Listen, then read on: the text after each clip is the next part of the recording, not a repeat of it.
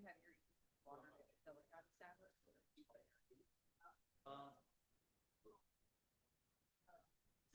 Yeah, that's technically. I put mine. It's a continental cherry. But that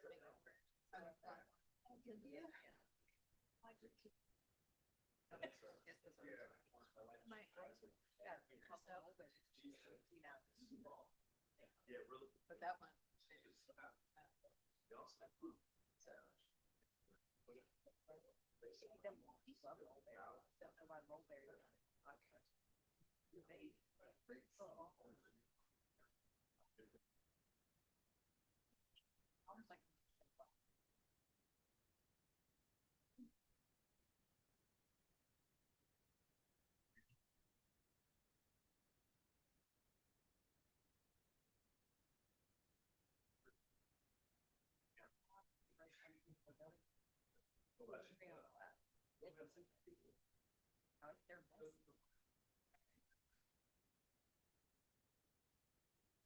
Where we're at, it doesn't.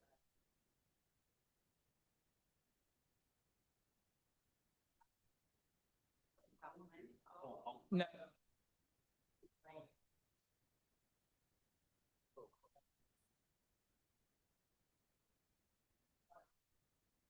All right. Good evening, ladies and gentlemen. I will go ahead and call the Finance Committee meeting to order only for one item, and then we'll go through our regular committee meetings. We have the presentation for our audit. So item 5B, we'll call it to order and have Miss Emily come up from Green Finney Colley.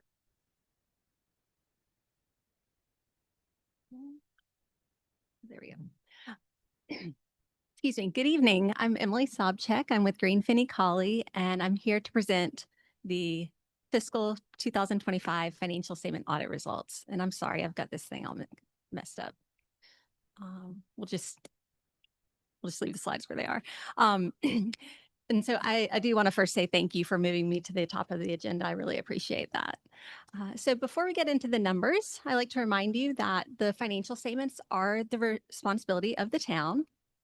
And so it's important that the town has good policies and procedures in place to ensure that financial information is complete, accurate, and reliable, not only at year-end for audit purposes, but also as you're receiving information throughout the year and making strategic decisions based on that information. You want to be able to rely on it. And so it's also important to have good, strong internal controls to mitigate the risk of misstatement in your financial information. Our responsibility as your auditor is to audit that financial information that's provided and issue an opinion based on our audit. We have issued an unmodified opinion again this year. That opinion provides reasonable assurance that the financial statements are materially correct. So reasonable assurance is a high level of assurance, but it's not absolute. We're not auditing every single transaction that occurred during the year, and we're also using materiality in designing our audit procedures. So now we'll look at your general fund results. Your general fund had an increase in fund balance of $2.6 million, bringing total general fund balance to $31.5 million.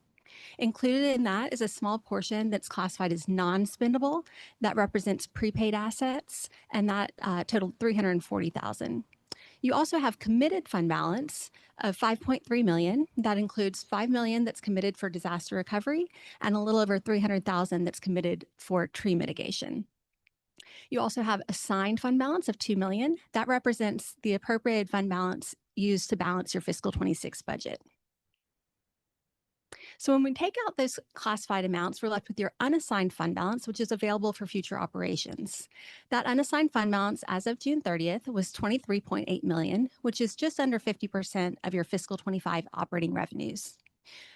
The Government Finance Officers Association is a national organization, and they provide a generic recommendation for local governments to maintain at least 2 months of operating expenditures in their unassigned fund balance. The town's policy is to maintain no less than 30% of your operating revenues. And we think that that's a good conservative policy given some unique factors related to the town. So one factor that is very important to remember is your cash flows. We're measuring fund balance at June 30th. However, your most significant revenue source, your property tax revenues, don't start coming in until the tail end of the calendar year, sometimes not until January. And so having fund balance available allows you to meet your cash flow needs without having to issue short-term financing. Having a healthy fund balance also allows you to use discretion when determining how future capital and other non-recurring costs are funded. Sometimes it is better to issue debt. However, sometimes it's better to use funds on hand, depending on what the interest rate market is like. And when you do issue debt, having a good, strong fund balance policy and a healthy financial condition allows you to achieve the best interest rates available.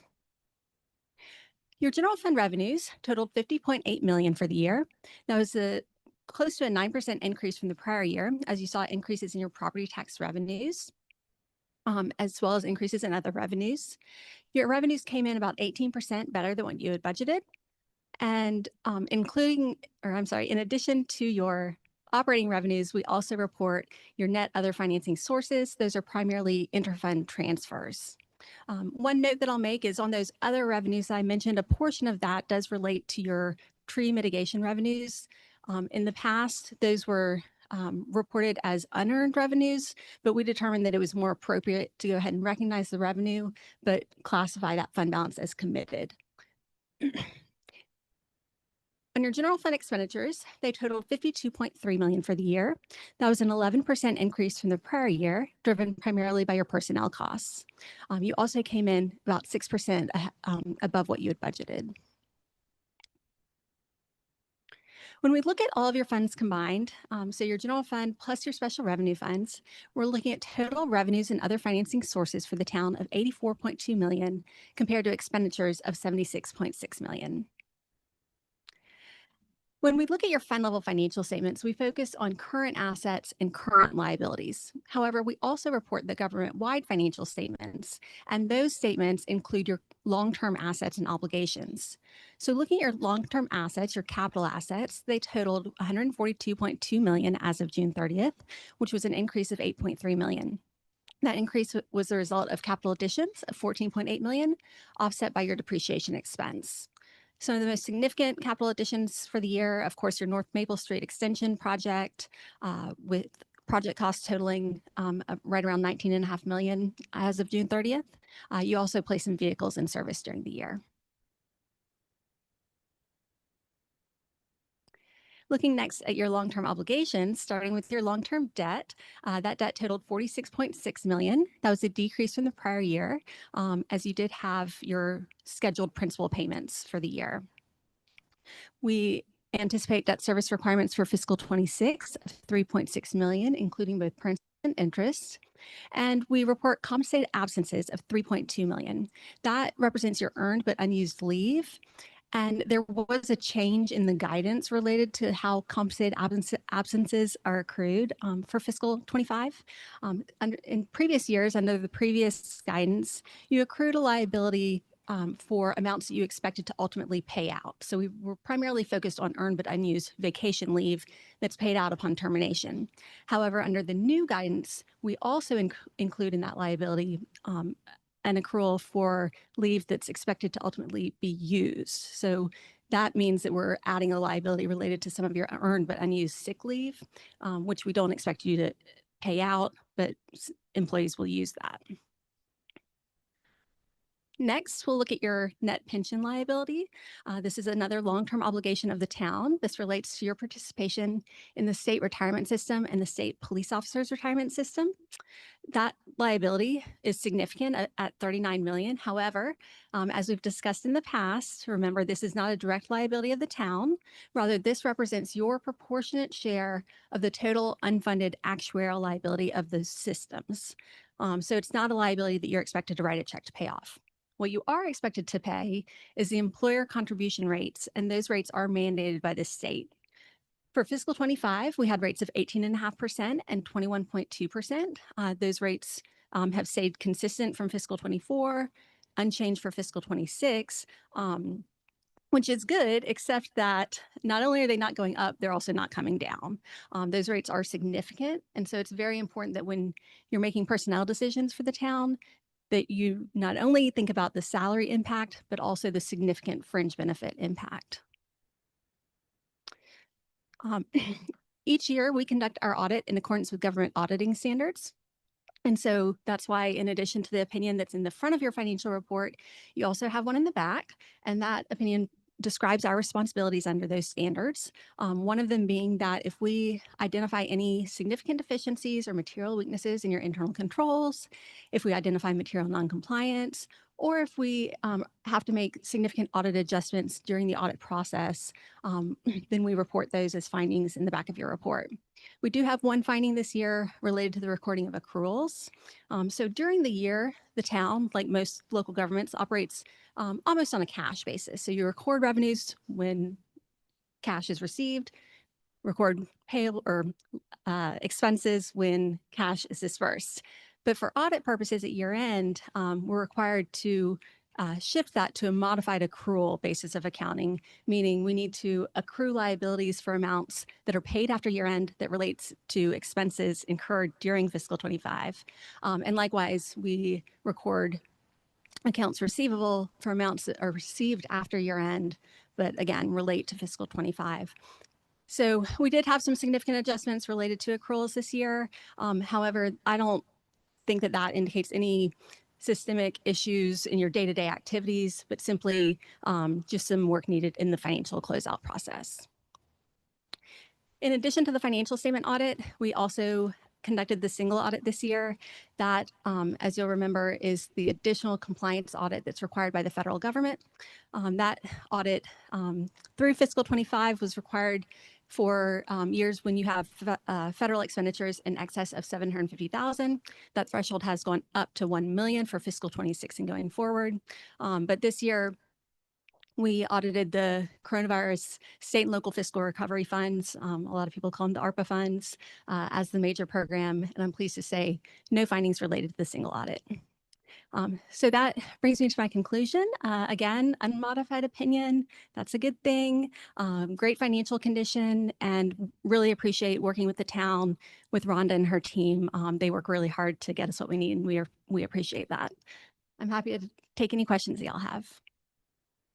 Council members, any questions from Miss Emily? Well, thank you so much. We appreciate your help. Thank you. Safe travels Thanks so home. much. Yeah.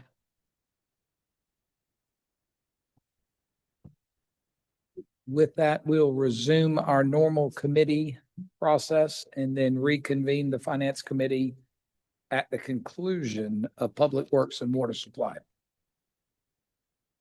Move.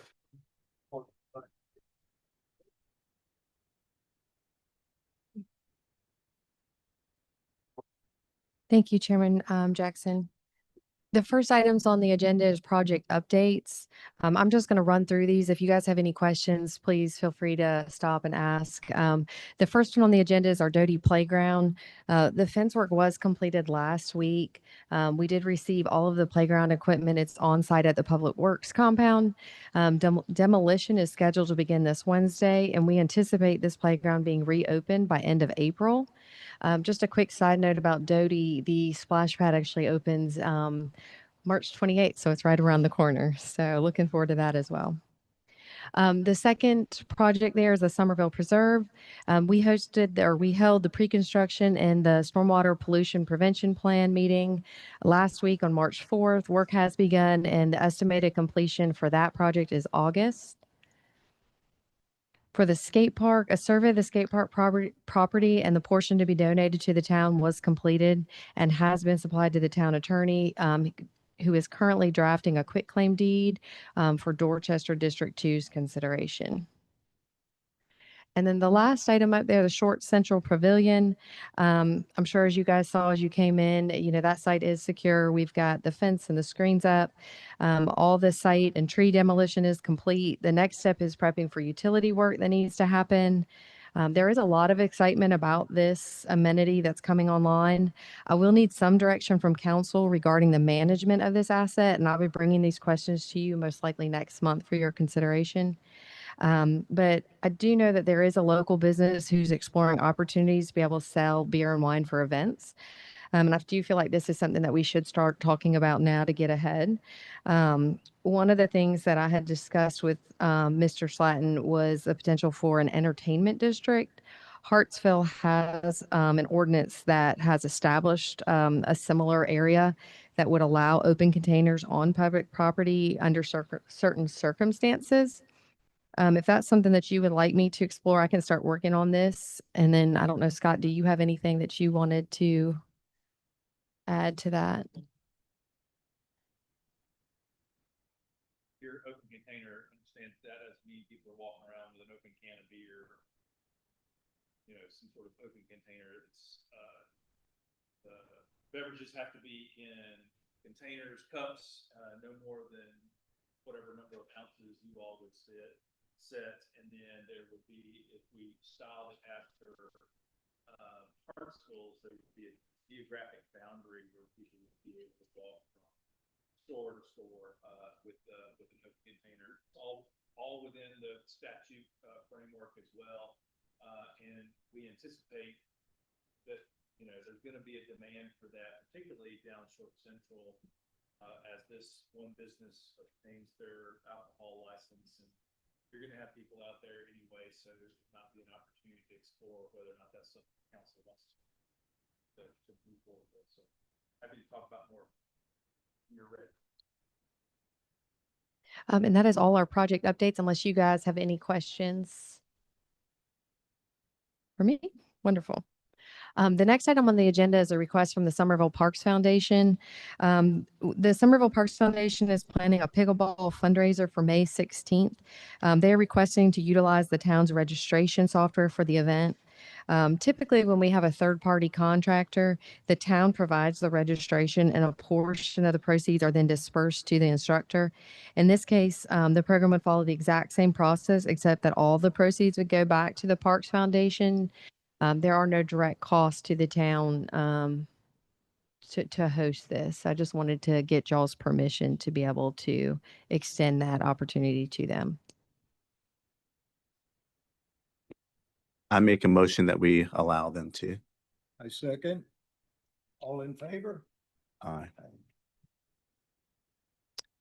Thank you, guys. The last item on the agenda is the Azalea Park Community Building, a conceptual presentation. Just a little history on this one. So in spring of 2024, we did a public survey regarding a potentially new facility at Azalea Park. We had 135 survey respondents at that time. From this data, there was a strong demand for an event and gathering space. It was clear that the desire was for a flexible, multi-purpose space. The mention of a kitchen to support food prep and events was the #1 requested feature in the survey. We held a public input session on October 7th of last year. We had 10 individuals attending. We heard a lot of the same information that we had previously received on our survey. Attendees noted the beauty of the space, noting that the building should complement the location. One participant suggested it should look parky and fit into their surroundings. The overwhelming concern was adequate parking in that in-person meeting. Epstein Architecture was hired to help us design a conceptual for this building. I did send you guys out the full presentation. It is a lengthy document. For tonight's purposes, we're really just focusing on the building. I'm going to invite Eric to come up and briefly share the project, and then request some feedback from you guys as we of things you might like to see different or alterations so we can continue to move this project forward.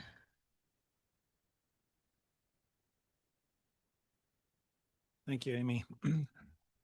Hello, good evening, everyone. I'm starting to like coming here because each time I get to talk about really exciting projects, and exciting things are happening in Somerville. This is where we're honored to be a part of this. As Amy said, we were brought on sometime last year, mostly for the community center. But as we started looking at it, it became obvious that we can't just plop down a building in the middle of a park. We need to understand how that park works, what it maybe wants to be, what things are going to happen in the future, because all of this works together. We don't want to make just a building there. We want to make a place. And that's important. You'll see that all of this is going to lead to that. So we actually did quite a bit of work just understanding the park, both halves of the park, because there are two halves, and then coming up with a high level master plan, if you will, that would inform where the building should be, how it should interact with that, how to integrate it into the park. So there's a lot here. It's over 60 pages of report. I hope if you haven't had a chance to review it on your own time, please do so. So far, it's getting very good reviews from what I hear. It's a real page turner. So please, and the ending is fantastic. So please take a look. I'm going to advance the slides here.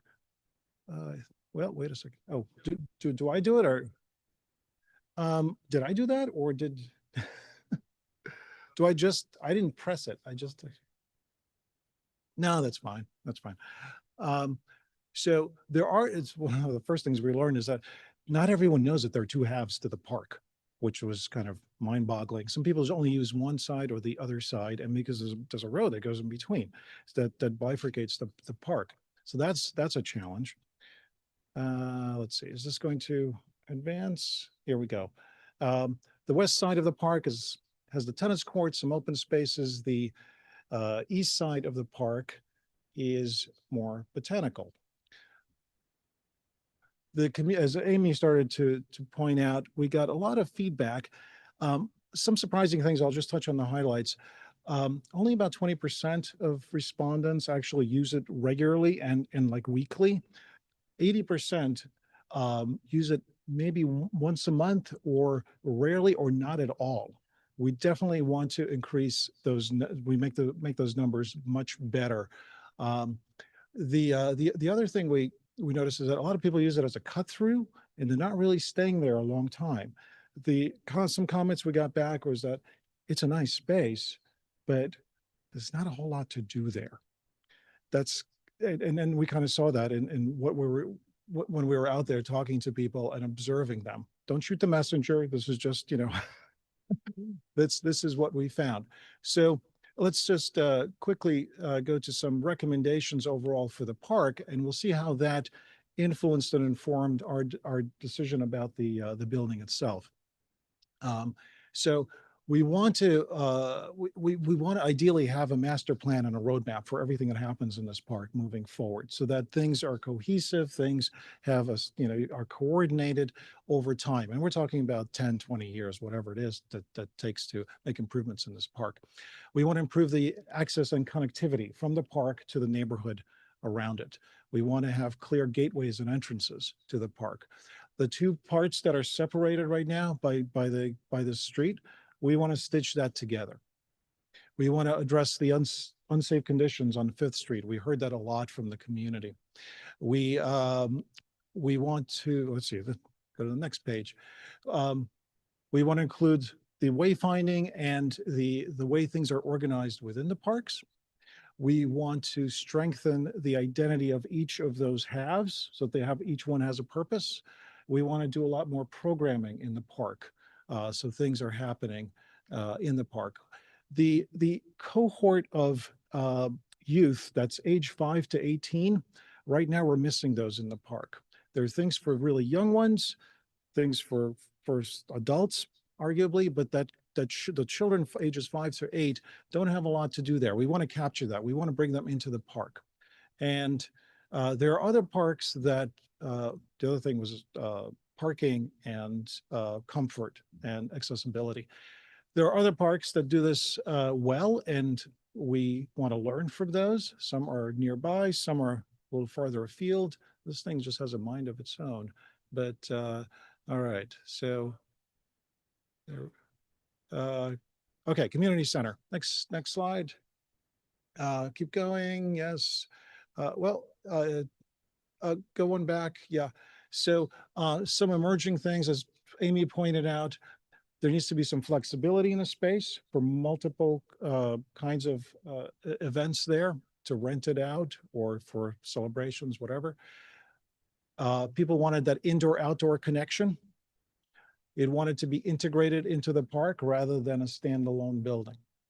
One thing that was really interesting when we asked about, whether the public would accept spending a little bit more on this building, I think everyone understood the importance of this building, to have something that's of high quality, to have something that is unique to Somerville, especially if it's an investment in the longevity and sort of multi-generational value that it's going to bring to the town.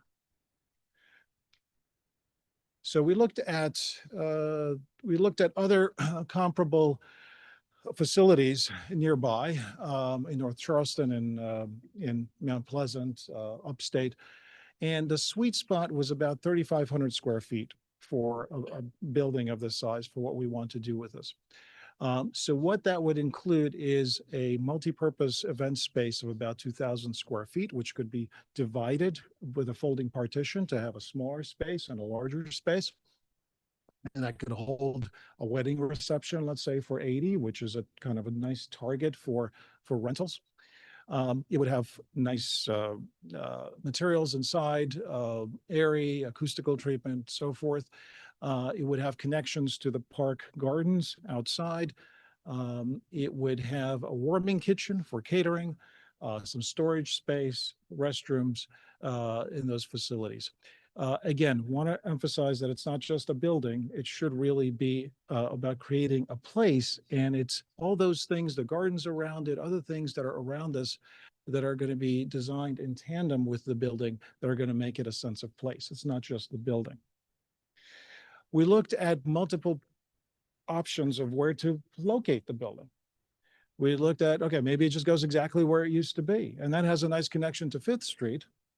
But it's a little far from Main Street. We looked at putting it right in the middle, and that makes it an object building, which could be nice, except it doesn't have as much connection to Main Street or 5th Street, and it also cuts up all the other spaces where we would otherwise want to have a gathering space. We looked at putting it along Main Street. That's an interesting option, but doesn't have as much engagement with 5th Street. We landed on this in the corner, southeast corner, where we can engage both 5th Street and Main Street and make that as part of the entrance into the park. And you'll see that our studies reflect that location. We looked at 2 options. I won't go into this, but the main idea was if we can create a central gathering space within the park, sort of the big outdoor living room, and organize things around that. We also looked at an option where we keep the tennis courts exactly where they are, and there's some discussion to be had there as well. All right, let's look at this. Well, we can move, let's go to the next one.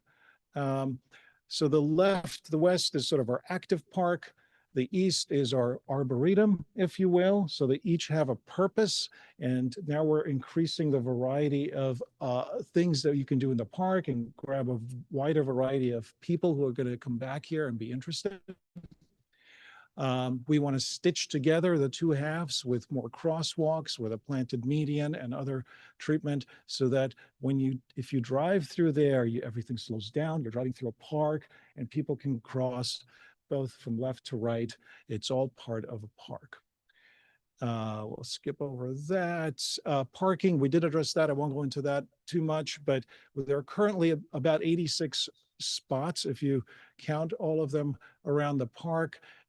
If we implement all of these measures, we can get under just under 400 spaces for peak events at the park. Can certainly talk more about that if you guys have questions.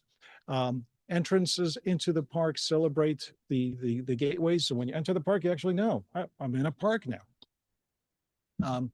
Let's zoom in a little bit closer. Oh, can I go back one? Go back to to the diagram. So, one forward. Thank you. Yeah. So the center place, and in this case, we looked at possibly relocating the tennis courts within the park. So a central meadow, that's the outdoor living room for everyone. And around that, a series of gardens, sculpture gardens, different, with different flora, different moods. So all curated as a hierarchy of spaces within the park. To the north is our forest across the stream on the other side. And along the Richardson Stream, the canal is what we imagine as a promenade You can walk along that, you can enjoy the water, there are other amenities there, chess tables, ping pong, and so forth. And that brings you across Main Street on the east side to the Arboretum, where we can imagine an open air conservatory and other gardens where you can go and see a true Arboretum on that side. Some images of the variety of things that would be in the park, the open meadow, an amphitheater, Shakespeare in the Park, all sorts of things being programmed. Gardens that are curated, some additional bridges, thank you, to cross and stitch together the north and the south across the stream to make all of that work together. And stuff for the kids, maybe a carousel, maybe a more robust playground to get those 5 through 18-year-olds. And on the Arboretum side, the open conservatory, more gardens, and just a great place to walk around and enjoy that. Won't go into that. Okay, we'll skip over option B because it keeps the tennis courts there. But otherwise, things are very similar. Now let's get into the building. Let's keep going. Let's keep going. There we go. Okay, so what's the inspiration for the building? We're told it should be something that relates to the park, something that's Somerville. We looked around. There are some structures in the park. There are gazebos and lattice work type of structures where you can see kind of the light filtering through. They're painted white. They're natural wood. So we thought, could we make a building that doesn't actually feel like a building, but could it be a pavilion, like a pergola-like pavilion with space underneath it? And then use these materials, such as the natural wood. There's some brick. There's even some stone paving there. Can we put together a building or a pavilion that incorporates all of that? So here we have the idea of a sort of protective pergola roof. Underneath it, we have our event space, which would be subdividable into 2 spaces. We have the access directly to the gardens, to 3 sides, the patio and then the other garden there. And we have the support spaces, which could be brick elements that kind of slide in underneath and connect to that. So thank you. Here's the floor plan or the site plan in that corner of the park. So the West 5th Street rather is on the bottom. Main Street is on the right. Our event space is there in the center. You're seeing a layout for about 80 guests for a wedding reception. The support spaces, the warming kitchen, the storage is there with an entrance from 5th Street. The event space has direct outdoor connections to the garden that's on the left, which could be a public garden most of the time. But if you rent the space, you can rent that garden as well. And that can be closed off and that becomes an extension of the event space. You have a patio that overlooks the meadow in the park. And on the right, we have a forecourt garden, which is more organically shaped, which perhaps has a reflecting pond and sculpture. And those paths lead you from the corner into the park. We also show a pergola and a walk-up cafe and kiosk to have some food in the park. Food is very important in parks to keep those families there for a longer time, which we would strongly recommend if we can have that. When subdivided, we can have a smaller space and a larger space, so it could be it has a flexibility of use. So if we walk along Main Street, perhaps we look in here and we see the reflecting pond, we see the concessions kiosk on the right, we see the pergola that is sort of the protective roof over the event space that's underneath. And the event space uses natural wood with slats, so we can sort of shutter and close off or open it depending on what kind of event is inside, for privacy or for transparency. On the next slide, we see from 5th Street, we see a building that is starting to kind of merge with the landscape. We see that sloped pergola. we see the landscape that is starting to even grow over the building. So imagine vines that climb up the building, that hang down from the pergola. So it's truly a park structure. And then finally, from the park side, that pergola opens up to the meadow. On the right, we see that garden. That could be a public garden. It could be a rented garden. And so all of these elements here, the paths, the gardens, the pergolas, and the building itself and the landscape, then are come together as an integrated whole to make a place. Now, all of this would be, of course, implemented over time and phased, but the idea is to have that roadmap as we move forward. So thank you very much. So I do just want to reiterate that this particular project is really the building itself. And so not at this point looking to make any significant changes to the park, but really focusing on the building. So with that and looking at the conceptuals, do you guys have any feedback or thoughts or changes that you would like to see so that we can continue, like I said, to move forward with the project?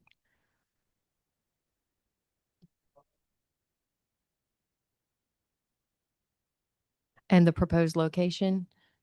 Okay. Okay. So I think the next steps then would be for us to rather than do another public input meeting, would probably be to put out a survey about the building. I think we'll get more participation that way if you guys are agreeable to that approach. Okay, wonderful. Then that is everything that I have tonight. Oh. Could we use a bigger building?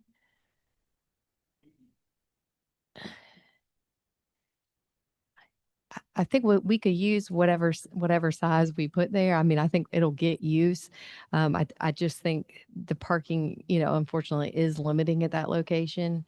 As Eric mentioned, there's some opportunities not directly adjacent to that location, but adjacent to the park itself as a whole. But I think if we go much larger than that, it's going to be problematic.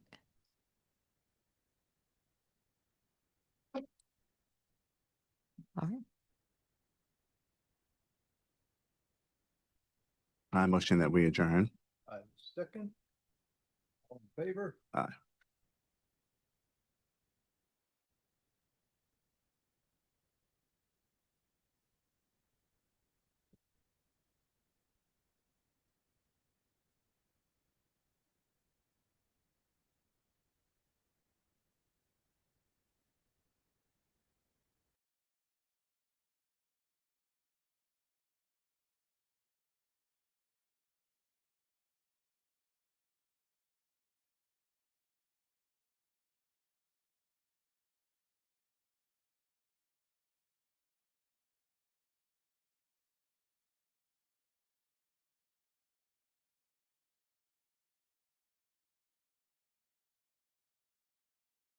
I know, yeah.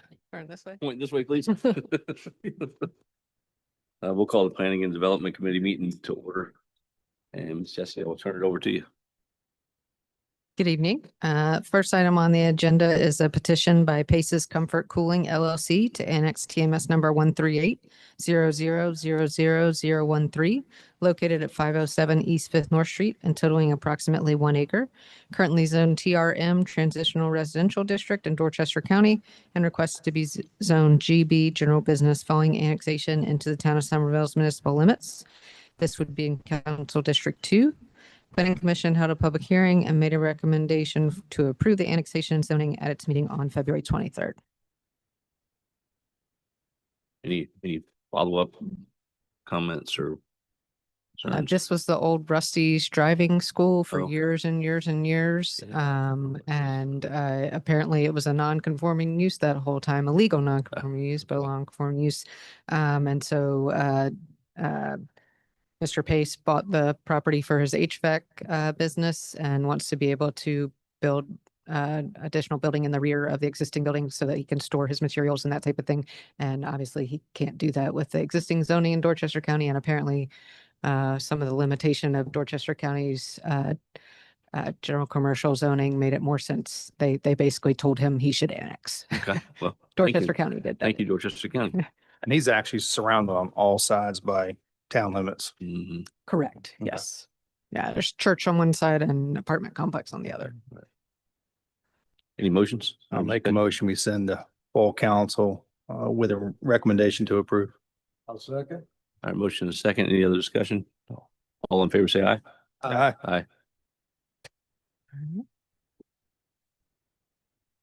Next item is the request to rezone TMS number 13707160009 located at 115 South Magnolia Street, totaling approximately 0.67 acres and owned by Magnolia Bed and Breakfast LLC from GR2 General Residential 2 units per acre to DMX Downtown Mixed Use. This is in Council District 2. Planning Commission held a public hearing and made a recommendation to deny the rezoning at its meeting on February 23rd. Any discussion on this? Jesse, there were a number of non-compliant issues with this the last time we talked about it. Can you talk about what some of those were and how and if they've been resolved? Yes. So the property was initially approved as a bed and breakfast back in 2017 for 3 units. It went through, at the time, it was basically like a special exception type permit. It was a conditional use permit. BZA approved it for 3 units. It was brought to our attention that an additional accessory structure had been added to the property without BAR approval and without any building permits and was being used as an additional unit. In addition, there were additional units added to the main house without permits or approvals. So it was brought to code enforcement's attention. We have been working with the property owner. They have removed the additional accessory structure that was added, so that is no longer on the property. And at this time, they are not renting out any of the units short-term as a bed and breakfast. There's only 1 long-term rental on the property currently at this time. So none of the interior rooms are being used now is a. Not for short-term rentals. Short-term room. Okay. So the only remaining issue is the owner occupation. What's that? The only thing they're missing is being owner occupied, right? I mean, for them to be able to rent out again, short-term, yes, it would have to be owner occupied. Under the current zoning. Correct. Correct.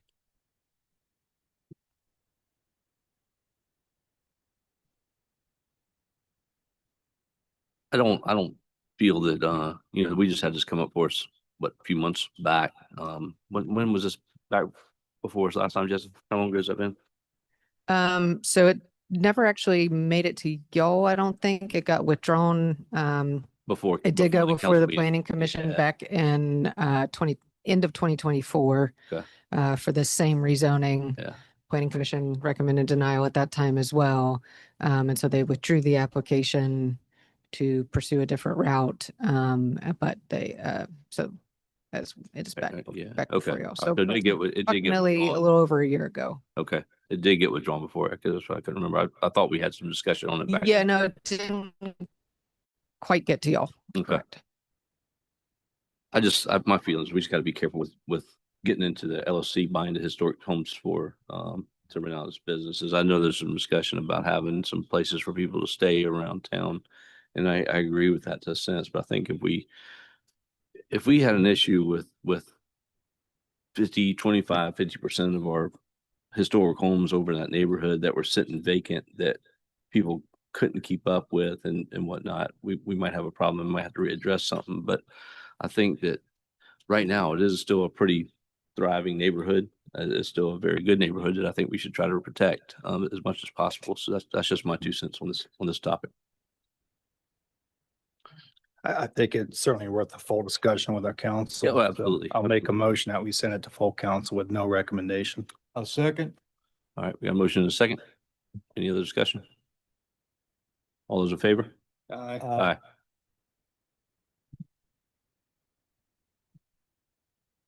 Last item on the agenda is discussion of amending the UDO to clarify that election signs can be displayed 30 days prior to the first day of early voting for an election or primary until 7 days following the election or primary date. This has not yet gone to Planning Commission, but it is on the agenda for Planning Commission for March. So staff has no issue with this. This is how we've been Right. interpreting it. Yeah. This would just clarify it actually within the ordinance, so we didn't have to constantly interpret it every year to whoever's running for election.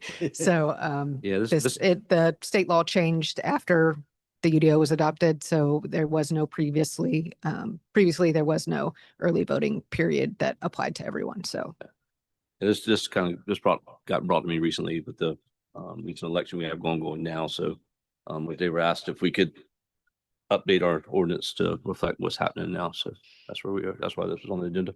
Okay. So I guess we're just looking for a recommendation. It's already on the Planning Commission meeting, correct? Agenda? it is on the agenda for the March 16th Okay. Planning Commission meeting. Okay. Yes. So we don't really need to take any action on this here. No. Do I hear a motion to adjourn?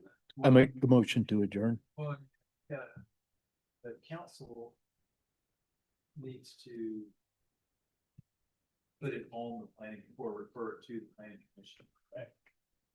Because it would be a council initiated amendment to the UDO. I mean, if you want them to formally vote on that, that's fine. Okay.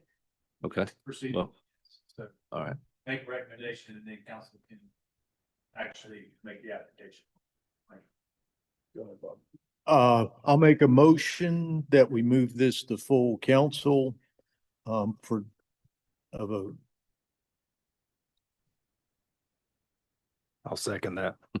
We have a motion to send it to council for Thursday night's meeting to discuss before we go to Planning Commission. Any other discussion? All those in favor? Aye. Aye. Now motion to adjourn. I'll second that. All in favor? Aye. We're adjourned.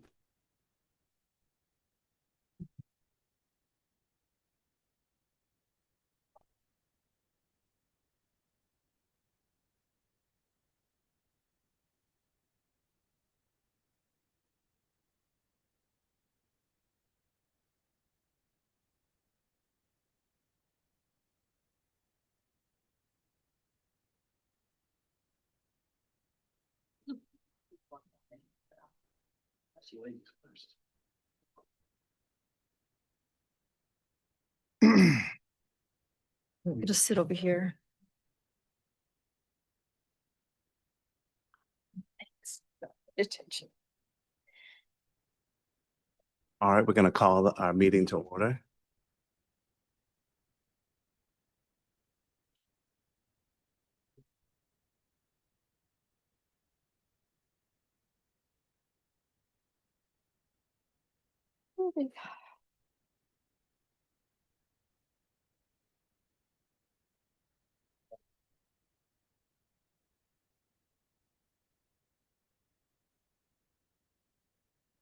Yes, sir. Okay. First and foremost, thank you for having us tonight and congratulations on your seat as the chair of this council, Public Safety Council. I know as your predecessor, you've been a long time supporter and continue to be with public safety. And we welcome you and we're excited about the good things to come with this committee. I've been asked to come here tonight to discuss funeral escorts and processions. And when we had the discontinuance of it in 2017, before I say anything, I just want to say this first and foremost. Anybody who knows me personally, because you have to know where I'm coming from to understand my stance on some things, but I'm a very, very big patriot. And when it comes to honoring the dead, reverence should be upheld. And I am of the deepest faith. And I believe that the dead should be respected in every way possible, from the time of death until they're placed in the ground or they're cremated. So I just want to make sure I say that stance before I continue. But I also want to say that my police officers and the safety of them and the community are my number one priority. And sometimes some of my my personal values have to be not necessarily used in my judgment. So I just want to say that before we begin. Councilman Mack, I know you'd asked us to meet, and I guess if you could begin with what you would like to talk about first, and then I could present anything I have. You can present and like I Sure. said, Yes, sir. So, I want to apologize in advance. This is going to be probably a long presentation. I know this has been a long meeting. It's a very full, robust package you've all received, but it's important that we make sure we cover everything. Lenny, if you would. All right. So as you have in your hands there, funeral escorts, risk, liability, and operational impact brief. Funeral escorts present a reoccurring public safety, officer safety, public safety, financial liability exposure. Several has experienced 4 collisions, and those are ones of memory that I can remember, not those that I was able to go in and look for data to even retrieve. Involving totaling of vehicle losses, workman's compensation injuries, and at least one settled lawsuit. I know there were many others. The department's current insurance trend is improving, and preserving that progress should be heavily weighed against resuming funeral escorts, except in a rare high-profile circumstance. So to give you all some background, in 2017, my predecessor, Chief Rogers, had come before council, the Public Safety Committee, to advise him he was going to stop providing funeral escorts to the funeral homes in the town. And he had his reasons. I know that it was celebrated by the police officers because of how much it gutted the officers from the road that needed to be handling other calls. And I'm going to get into that, but also because a lot of people just did not want to accept the work as an off-duty responsibility. So in prior years, our agency discontinued routine funeral escorts due to significant negative impacts on traffic, staffing, and liability, as well as limited willingness by officers to work these details on an off-duty basis for available rates. The previous proposal would have had the town resume the escorts, typically involving 1 to 2 officers per intersection, approximately 10 intersections per escort, and an hourly rate of $60 per officer.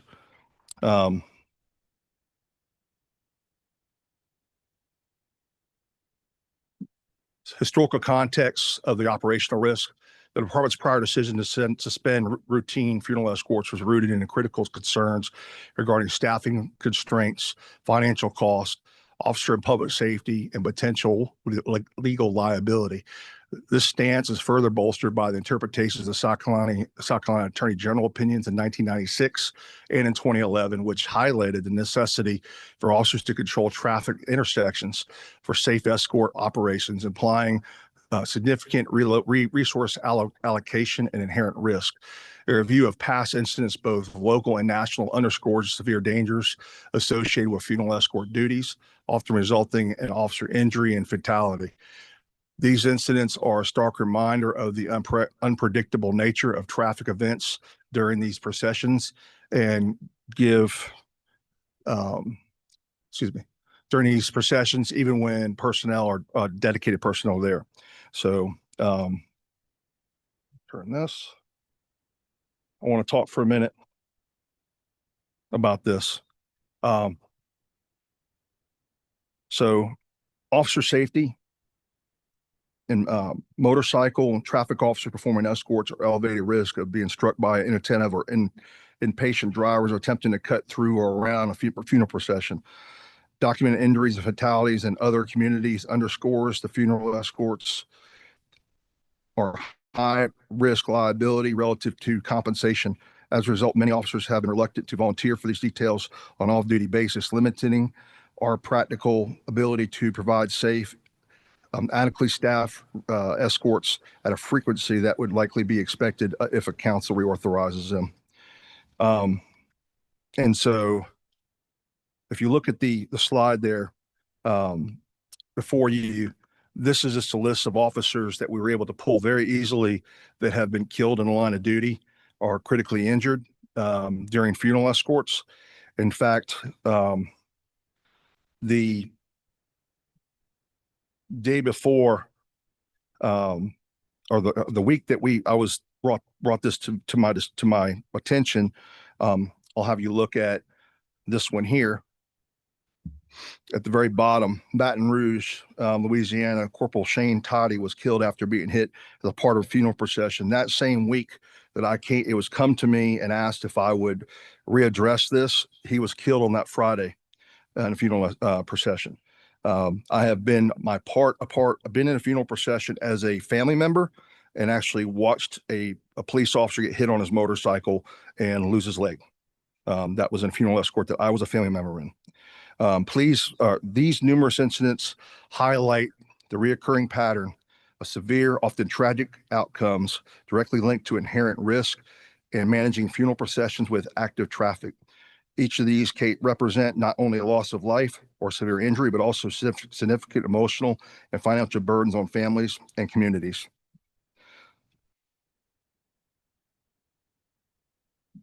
So if you look here, the 4 collisions that I know I was able to pull prior to stopping this practice in 2017, we had 4 documented collisions. Of the 4, 3 were injured, all with workman's compensation claims.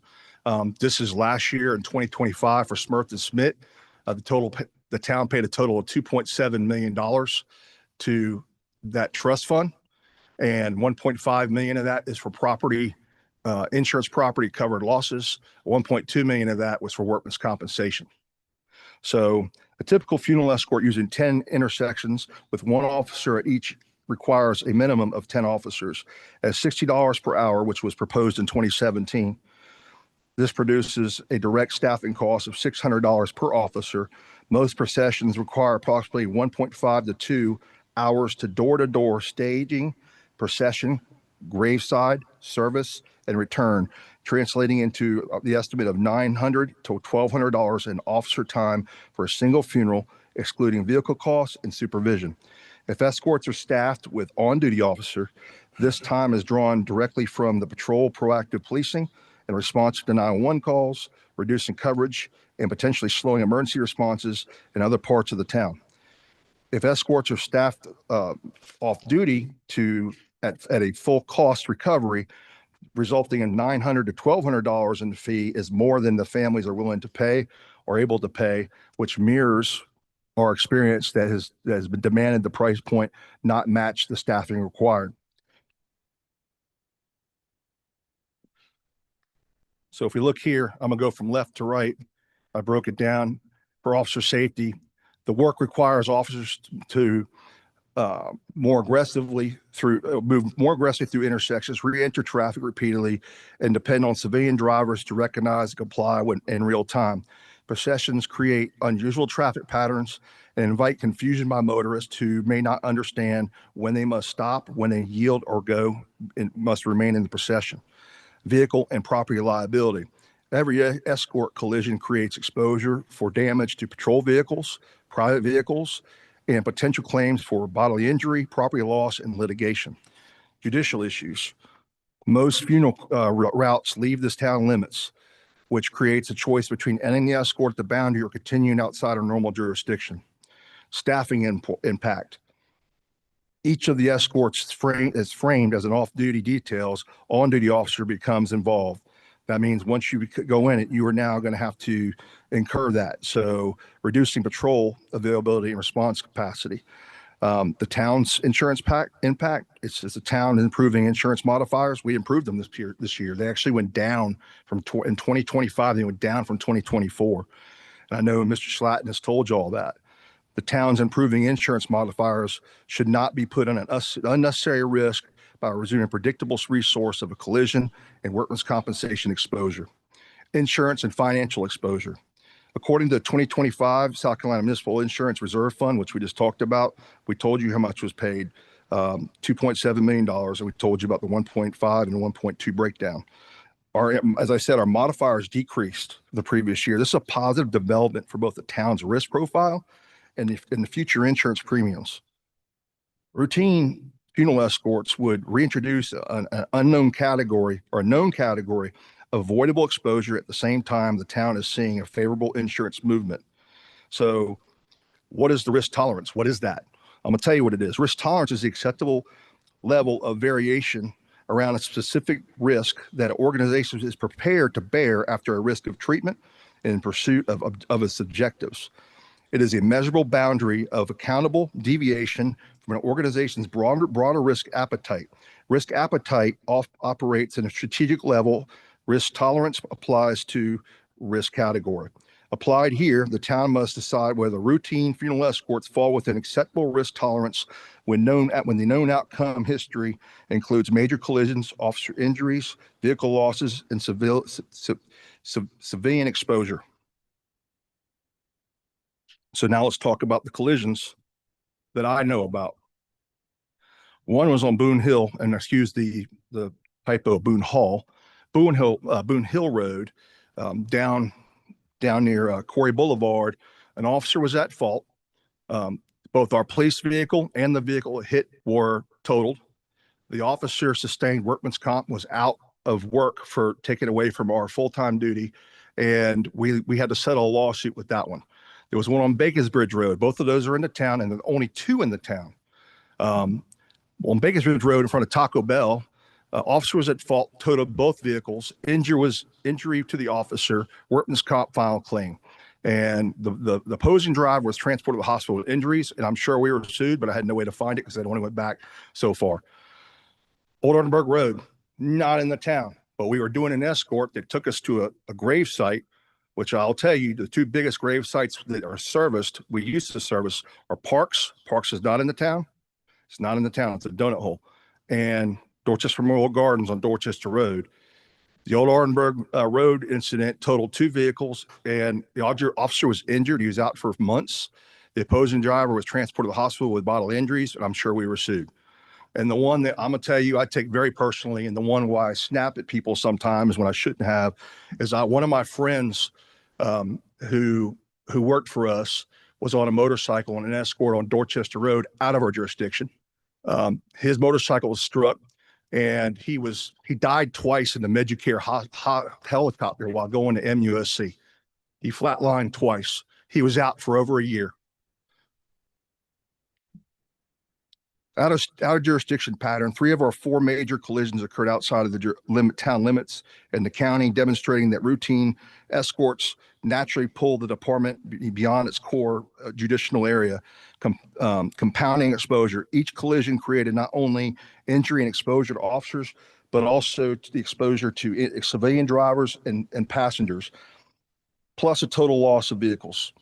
And what I'll also tell you is an outlier that we can't even measure is the not isolated outliers. And what that means is the known record also includes numerous additional collisions that were attributed to or caused by our funeral escort. See, when a funeral escort causes a collision, we don't stop the procession. We have to keep going. And we have to call an officer from whatever jurisdiction it is. When we used to do them, they have to come work that collision and investigate it. So there could be litigious people on board in those cars as well that we don't know about that could sue us. So escorts require stopping or severely slowing cross traffic at multiple intersections for extended periods, creating congestion and delays for residents, businesses, school transportation, and emergency traffic not associated with the funeral. When multiple escorts occur in a day, which oftentimes happens, large portions of the force can be both tied up and temporarily leaving some areas with diminished police presence. In addition, courts, and I will tell you in South Carolina, we are one of them. Courts and other jurisdictions have been held. Police agencies and funeral homes will be liable for collisions arising from escorts processions, especially when processions are moved through the red lights, when intersections are not controlled until the last vehicle has cleared. Each escort funeral, therefore, increases the city or the town's exposure to claims for both procession participants and uninvolved motorists, despite our best efforts to manage. So alignment with current practice and equality considerations, here's where I came in with my open statement about me and my beliefs. So across the country, many mid-sized to large-sized agencies have scaled back or limited routine funeral escorts for private citizens, reserving police participation primarily for in-the-line of duty deaths or of public safety personnel, military funerals, and some high-profile public events. In such communities, funeral homes or private escort services provide any desired possessions, while police remain focused on the core public safety responsibilities. If the town were to reintroduce escorts on a limited case-by-case basis, it also raised equality concerns. providing on some on-duty escorts for some families and not others, or primarily when there's a political or personal influence, invites perceptions of favoritism, unequal access, and a scarce and costly public service. Conversely, charging a full cost recovery will result in many families being unable or unwilling to pay, which will create exceptions for our taxpayer subsidy over time. Now, the last part is something I put together, and I'm going to tell you my recommendation, and I'm going to go into it a little bit, is that we take the position and we do not continue or resume from our 2017 posture as for funeral escorts as standard police service. The collision history, workman's comp history claims, settled litigation, staffing impact, and out of jurisdiction exposure outweigh the benefit of making escorts a regular department function. Escorts should remain limited to exceptional public safety and ceremonial circumstances, such as fallen officers, first responders, or other high-profile services requiring substantial advanced planning. And I will tell you, a lot of times we don't have advanced planning. You have 2 days notice when somebody dies. Sometimes they want them in the ground quickly. Sometimes it's a week later. Depends on if they have family coming in from out of town. They have, people that they didn't notify. So it just depends.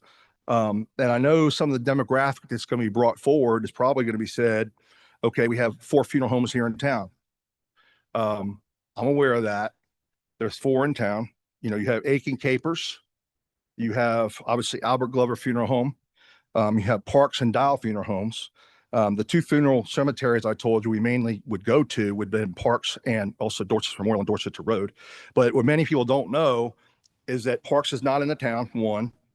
2, a lot of the cemeteries are just small cemeteries at churches on West Richardson. There's a cemetery in South Point neighborhood. I mean, there's a cemetery, if you look at the median between Hardee's and the bank at Walmart on North Main Street. And it's owned by a private citizen. It's got a fence around it. A lot of homeless people too. So, I'm aware of every agency in Low Country who does still do it. And I know we're not. I know we haven't. I know that we're in the South, and in the South, we are known for being courteous and all the things church and the Bible and respecting in the reverence of dead. And I am all for that, but I'm not for my officers being put in the position of being in harm's way or putting other people in danger. And I know it can be argued. You go to work with a bulletproof vest. We give you all these weapons of tools on your belt to do your job. We allow you to use lethal force in lethal force situations. You can put your hands on people if you have to. But if we don't have to do these things, why would we? Why would we do these things if we don't have to do them? And so, some might say, okay, you've done it for a few people in the past. Yes, we've assisted the Dorchester County Sheriff's Office. You see, here's what happened. In 2017, I wasn't the chief, but I remember what happened. I was a captain. And as soon as it was all over the Post and Courier, it made all this news, all this wash because Somerville doesn't care about the dead. That's untrue. It was a chief that was standing up for many good reasons, manning, staffing, or filling the gap, injuries, just lawsuits, the whole 9 yards. And we gave a price point to the funeral homes. And because the way we have to do it, it's the way it's supposed to be done. There's supposed to be an officer at every intersection. And when they added all this money up, it was $1,500, $2,000. So they said, we won't use you all. And at the time, and we're very grateful because we were not going to fill that void if they didn't need it or they weren't asking for it. We were very grateful for the Dorchester County Sheriff's Office because then Sheriff Knight came in and provided the service to the citizens of Dorchester County. You see, most of the people that go to these funeral homes, in many cases, don't live in the town. They come from other parts or other jurisdictions, other parts of Dorchester County. And the sheriff is providing a service at the taxpayer's expense. I pay Dorchester County taxes, and they are doing the job, and it's getting done. I know you probably get disappointed when you don't see a Somerville police car in a funeral escort. It's the way that the sheriff's office came in, and we're grateful for that. And then Sheriff Richardson, he's a great man of faith and of God, And he has continued that tradition and continues to provide that service as we speak. So I'm not ashamed to say a bit that we have an outstanding partnership with the Dorchester County Sheriff's Office, and that they did something that was stand up. And I appreciate that. And certainly their risk causes are different than the towns. You know, theirs are different. I can't tell you what theirs are. I don't have that number, but what I can tell you is they've chosen to do that, and it's honorable. But I'm just telling you today that if we were to do it, and I'm against it, but if you were to consider it, I would suggest an officer compensation of $100 per officer for a minimum of 2 hours. The officers must be off duty. One officer per intersection in all inside limits of the town. The Somerville escort ends at the town limits. So if it goes to Dorchester Road, it stops at Dorchester Road. For us, we don't turn right and go down all the way down to the cemetery. In limited circumstances, the chief, I can determine a compelling public safety or ceremonial exists need. So yes, we assisted the Dorchester County Sheriff's Office when John McKissick died. Yes, we shared the burden of, the responsibility of Mayor Wiley Johnson. And yes, on Monday, we're going to share the burden with the Dorchester County Sheriff's Office for Joe Pye. So in those situations where we know it's going to be a major traffic impact on the town of Somerville, we're going to step in and help our partners. Some other things I want to add that I didn't write on there, but I'm more than happy to for Thursday if you need be. It also needs to be limited to 4 to 5 cars per escort. The family should be the only ones, the direct family should be the only ones in that escort. Get them to the cemetery, and everybody else could take their time. There's no reason to risk all these people getting hurt with long 30 and 40 car processions that get broken up anyways. Okay. There's just no reason for it. 2, that we contract with our vendors, the 4 funeral homes. If you all want to do this, there should be a contract that says all this will happen. If there's not enough off-duty officers to do it, we're not doing it. Also, we've had problems with funeral homes in this town not paying our officers in the past. So they're going to pay ahead of time, and it's going to be done in a direct deposit to the police officer. And if something happens and that police officer doesn't fulfill that obligation, they'll be paid back, and they will be paid.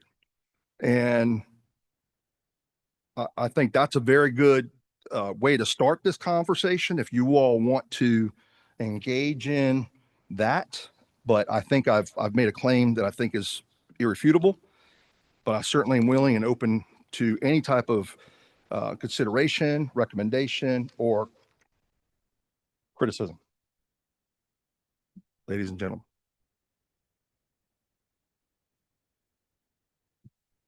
Chief, thank you. As usual, you come loaded with facts and plenty of information for us to make a decision. I do have a few follow-up questions. Sure. Okay. In your opinion, does it make any difference in our liability exposure if it's an off-duty police officer? No, sir. In fact, all the ones who were hurt previous, they become on duty the moment they get hit or the moment they hit somebody. The moment they're hurt, they're on duty. Is there such a thing as an escort that abides by the traffic laws? In other words, the lead officer stops at stoplights, stops at stop signs. Yes. In fact, funeral homes, none of the one in town abide by the law. In fact, I think Albert Glover may, and so might Mr. Capers and Aiken, but they have to have a purple light on the front of their vehicle. And they don't operate those in this town. I mean, the ones I said might, I think they have, they follow the rules. But well, I think what I'm asking, and maybe you're answering the same question. We are. If you had one police officer leading the lead car and he actually abides by all the traffic laws, is that a thing? It's fine, but understand this, you can do that. But what ends up happening is it gets broken up because of traffic light synchronization. No doubt. And so you end up having people that having a real hard time about that. And we've done that, but funeral homes, when they don't have a funeral escort, that's exactly what they're supposed to do without a police officer. The exact same thing you're saying. Yes. Also, there's Captain Jones. If we're doing something like that, the confusion will be when an officer comes up with blue lights, what do other people do? Right. So there's that. That's true. We possibly could do with like burning blue lights, but people even pull over for those sometimes or don't. So there's some confusion. We've seen that where you stopped at a light and they just won't go through the intersection any of the ways because they think, okay, you're here, you're trying to break the intersection, what's happening, and nobody, it's really confusing. So the reason for, I don't mean to step on the chief. No, I The reason- invited you the up. reason for the officer having to be at the intersection is to control the intersection based on the gap in people. Because once you leave that intersection, you're still responsible if they're going through. So we Oh, that's true. typically have to be in That's the true. intersection. Once we take control of it, until we leave, we are in control of whatever happens. That's from the AG's opinion, by the way. He says that you have to have control of every intersection. So I'm wrong. It seems to me that the danger comes from the officers bounding ahead of each other. They Mhm. got the officer in the back bounding ahead to the next intersection. That's how it used to be done before we mandated one per intersection. And that's when the funeral home said, we're not going to use you. Because it got too expensive. That's the law. Well, you still see it. You go to Charleston City, you go to North Charleston, it's called leapfrogging and it's very dangerous. And I will tell you this, and on probably all four of those, I'd be willing to bet the ones that we had, officers were leapfrogging. They were, okay. So, but that's, and it's not against the law to leapfrog. It's just Yes, sir. it's a liability waiting to happen. So when he's talking about leapfrog, once they go through the intersection, to ensure that we can get the other intersections, they jump ahead so that we control that whole package the entire time. Yes, sir. Understood. Not that you're offering, but you'll be happy to know that when I decide to check out, the last act I want on this earth is to inconvenience other motorists. So no escort for me, okay? Listen, I will tell you, I'm not offended at all. I came across to Councilman Mack originally, and I apologize to him because I do have some heartburn about one of my officers that one of my dear friends, and almost lost his life. But this certainly is a conversation that will happen probably every time there's a council change or therefore a few. But let's continue to talk about it, sir. I did my research, and so I looked at Charleston, the city of Charleston, city of North Charleston, Goose Creek, Monk's Corner, all the other different cities. And the only city that charges is the city of downtown Charleston. Mhm. They go through a third party escort service. But none of the other cities do charge for funeral home escort. You and I did talk, and when I asked you the question of, do you guys do it? You said, yes, we do escorts. And you said for dignitaries and special people. I consider everyone as special, no matter what in their final restings, day of going on. But, we do have, you said that it was 4 funeral homes. It's Glover's Funeral Home. It's Serenity Funeral Home. It's Aiken Capers Funeral Home. It's Parks Funeral Home. It's James Dial Funeral Home. And then we have a 6th funeral home that's coming in Somerville, right where the Hoover dealership used to be. So it's another funeral home that's going to be coming in that area. So I do feel that maybe we can, talk about this because I think it's important. And, I've heard a lot of Isn't people. Serenity, what's the address of that location? Serenity Mortuary is right behind the Claiborne on, what street is that? Yeah, I only Gum asked Street. because we didn't, they never Serenity Mortuary used to be on Trolley Road, but they moved to Gum Street. understood. Yeah, so it's a total of 5 funeral homes with a 6th funeral home that's coming on the spot now. But like I said, I do feel that everyone is important, and I thank you for your opinions. But hopefully we can all get together and work this out. Sir. I'd like to say, I thank you for putting this together. I was one of, I guess, just a couple council members that was here in 2017 and got most of the same information from the chief then. And we really That did, wasn't as good though. we really did understand where he was coming from when we went ahead and we stopped doing this.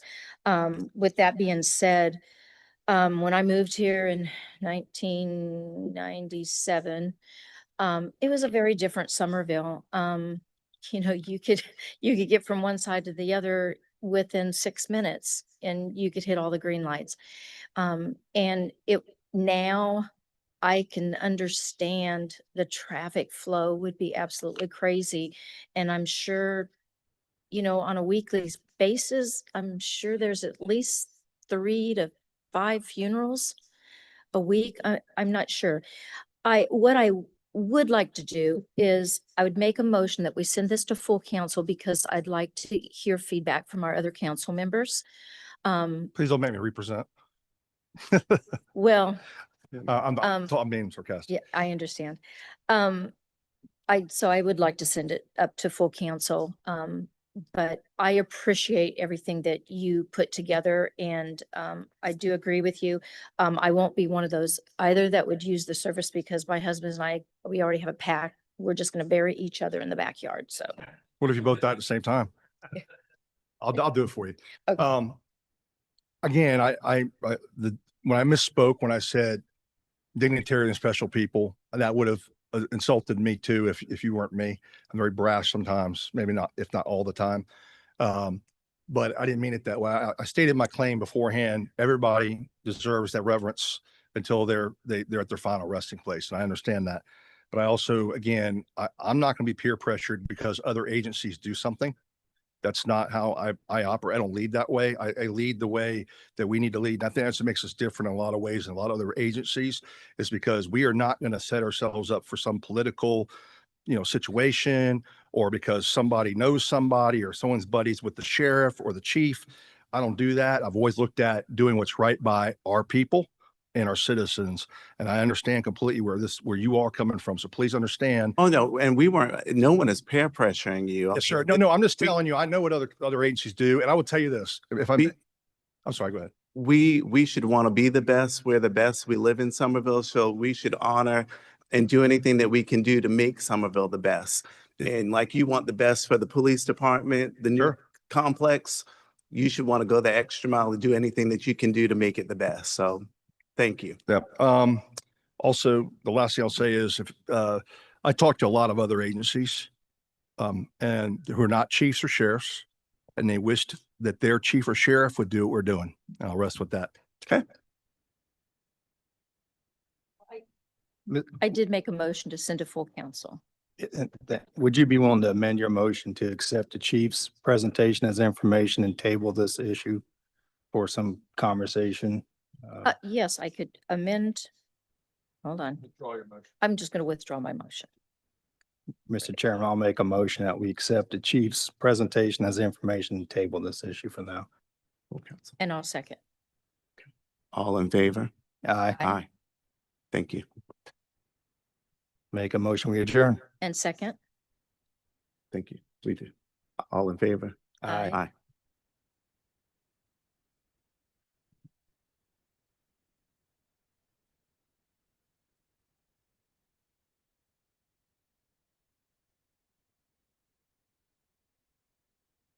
Okay, we're going to go ahead and open up our next committee, Public Works and Committee on Water Supply. Okay. As he's coming up. Yeah.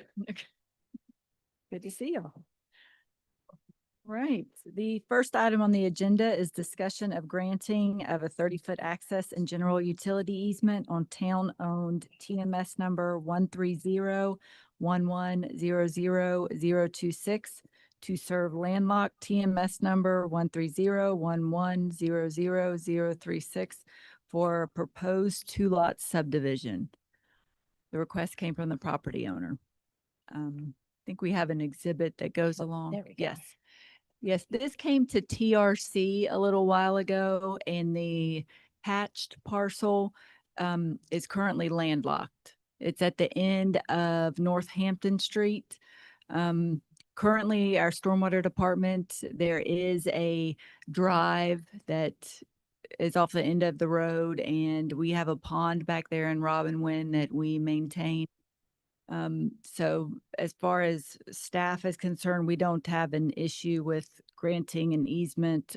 So they have legal access to the property. It is for, a two-lot subdivision. It'll be for a driveway. The town will not maintain it. It will be considered, a private drive.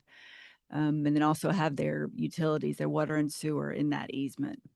But since it is public land, needs to come to y'all. You say they're gonna take care of the improvements from the end of Hampton Street? Yes, sir. Okay. Mhm. I'd make,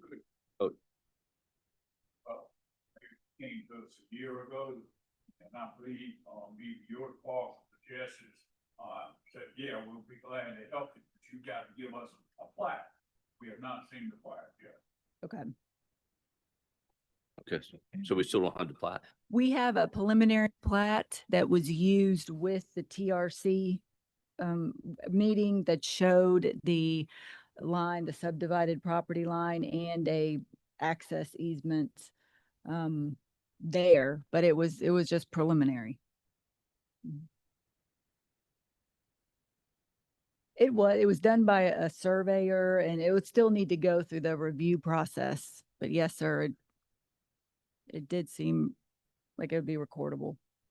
Yeah, like I'd want to put on there, you know, for access for the parcels, you know, and not access meant for maybe the other parcel back there, because it gets a little, you know, people see an easement and, you know, they want to use it, but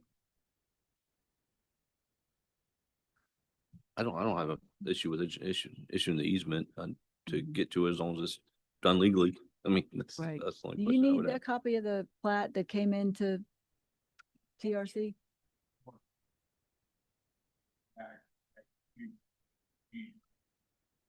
Right, okay. Okay, okay. That easement, that'll take 2 readings of council. Is that gonna be done by ordinance or No, what? How does that do- work? I don't think easements get, it's not like a deed. Would it just be on the plat? Once the still our- plat is I recorded? guess it's still our property, I guess, and we Yes, just- of course, it would still be the property. yeah. Easement doesn't convey ownership. If No. it conveyed ownership, then yes, you definitely would have to use the ordinance, but easement, you know, yeah, I don't know. We need to get our research. I think it said, sell beliefs, not like you, I don't know. The easement would count, I might have on. That, yeah.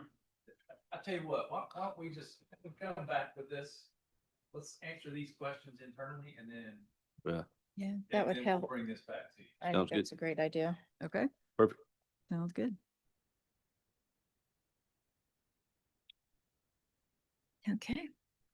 Okay. All right, the I'll be next down. item is update on the Gadsden Manor Pond Dam. And I think that Mr. Slatton has information. And Ryan Dews, our stormwater manager's here. Ryan has been directing the project to receive information from engineers who could potentially come and give us solutions or share with us potential solutions for the issue at the dam. We've also, the abstractor has concluded her work with regard to looking at all of the recorded documentation related to the dam, and we're still going through that to ensure that the town does not have or does have ownership of the dam and or any parts of the lake. Our first reviews don't show that we own anything. All we have are maintenance easements that are recorded. But we have invited our liability attorney, Drew Butler, to come and brief you as counsel on Thursday night in executive session about this situation and our potential options and how we need to move forward if you as a council decide to move forward. But he will be able to help us answer a good number of legal questions that we have posed to him and ourselves. So I'll just leave the update there. We'll have more information coming for you on Thursday night and then after that. So that you'll be able to make decisions if there are any to be made.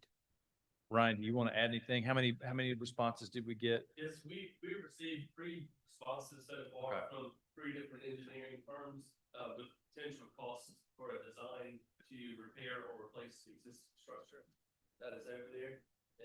And so Bonnie and Scott, they have a copy of those estimates as well. The one that I looked at today was over $300,000. For the That's just an estimate. design. That's to design and replace. Oh, okay. Okay. Okay. But that was just having not even put their hands on it yet. Right. So, see how it goes from there. But we'll be able to talk more, about our potential exposure on this thing, on Thursday night. Sounds good. Okay. All right. Okay, that's all we have. Move, we adjourn. And I guess I'll second that. All in favor? Aye. Very good.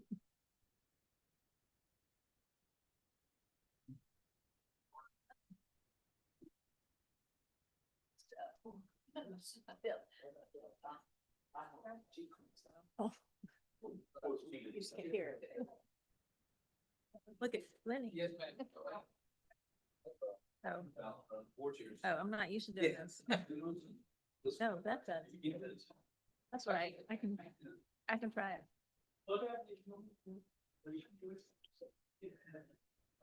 Now, did, anybody talk to you about the tabling ahead of time? Tabling for. The tabling of item? No. Not bad. No. Session.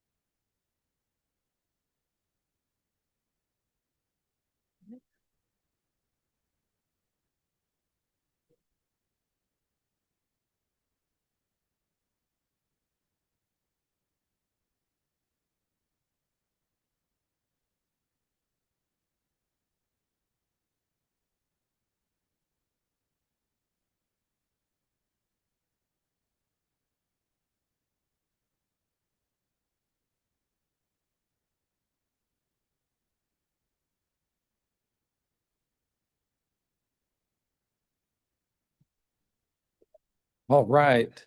Lenny, we good? We're going to go ahead and reconvene the Finance Committee meeting, having already completed item 5B, but we will start back at 5A and turn it over to you, Ms. Rhonda. Good evening to you all. You have before you the February 28th, 2026 financial report. We've completed about 67% of our fiscal year. This is a summary that shows our income for the current period of $4.3 million, and year to date, just over $30 million.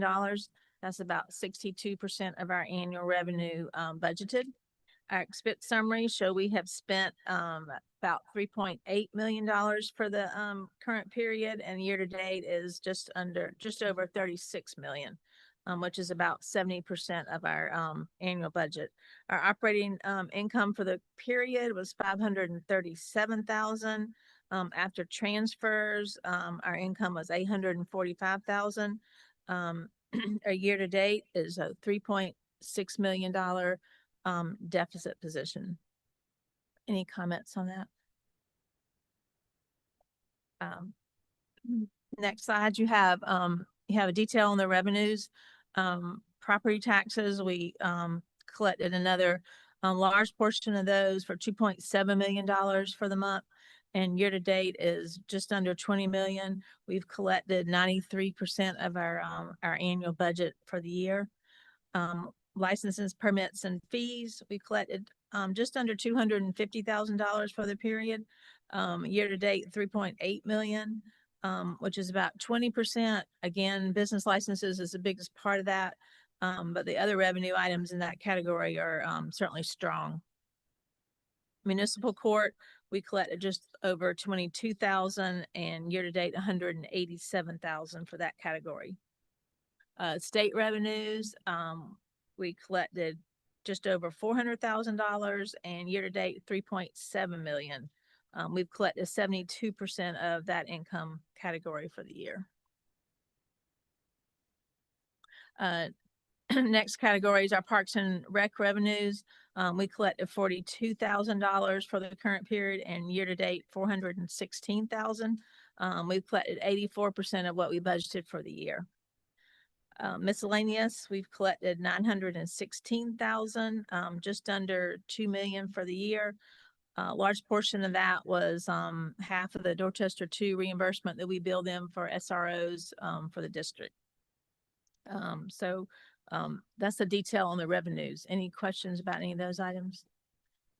Business licenses come due in April. Is that, April, May. so you should expect that particular line item to catch up then? Yes, yes. Okay. And the, the other portion of that is the insurance brokers insurance. And the biggest chunk of that comes in the last week of June, along with the franchise fees. Nature of the beast. Impact fees, we collected across, I'm sorry. Impact fees across Parks and Rec, Fire, and Municipal for the month, we collected about $125,000. Year to date, we're at just under $2.4 million. Again, the only expenditure out of any of these is the Creech and Associates for the public safety complex.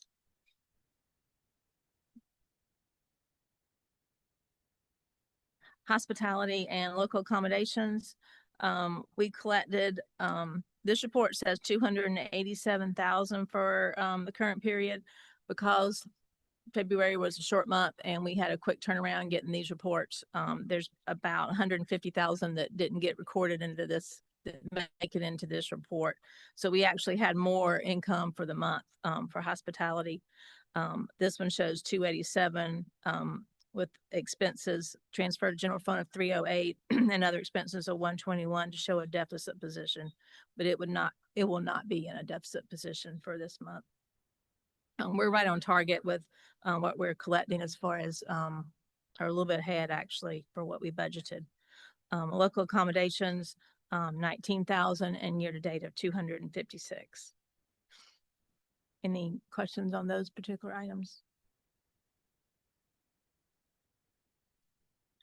Stormwater management, the last slide, we have taken in $849,000, brings our year to date at $2.5 million, just a little under what we budgeted. So we should hit that total. Our expenditures for the month was just under $182,000. Year to date, $1,630,000.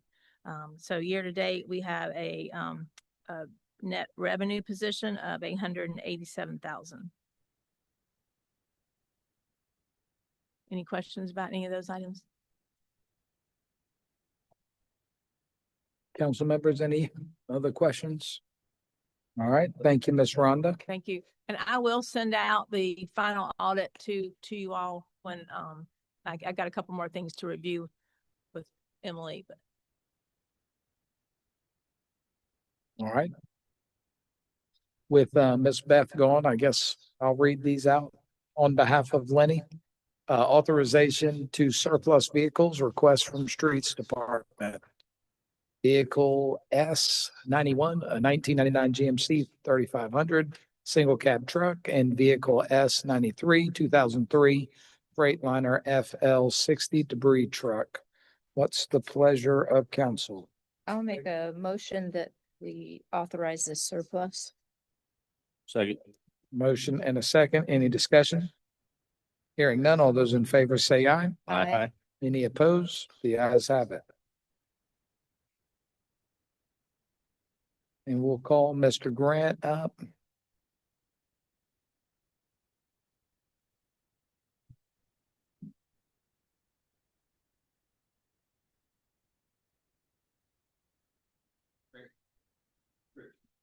Oh, sure. You'll have to like bring.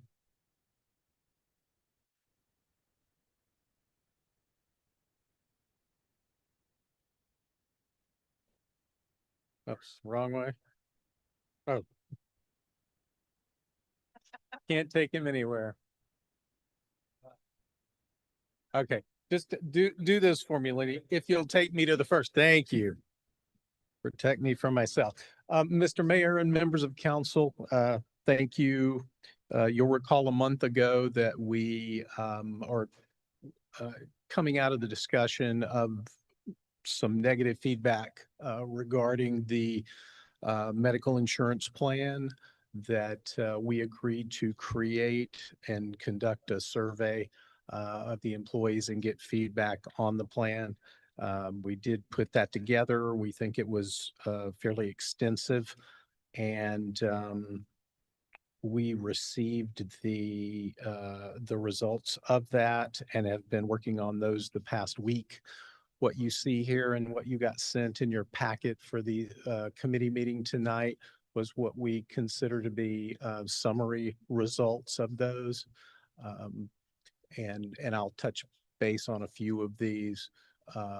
But I do want to emphasize that these are the initial summary results. You can see that if you've looked through it, that for each question, it shows the breakdown of the answers on each question and puts them both in percentage and in pie chart form to give it more understandability, if you will.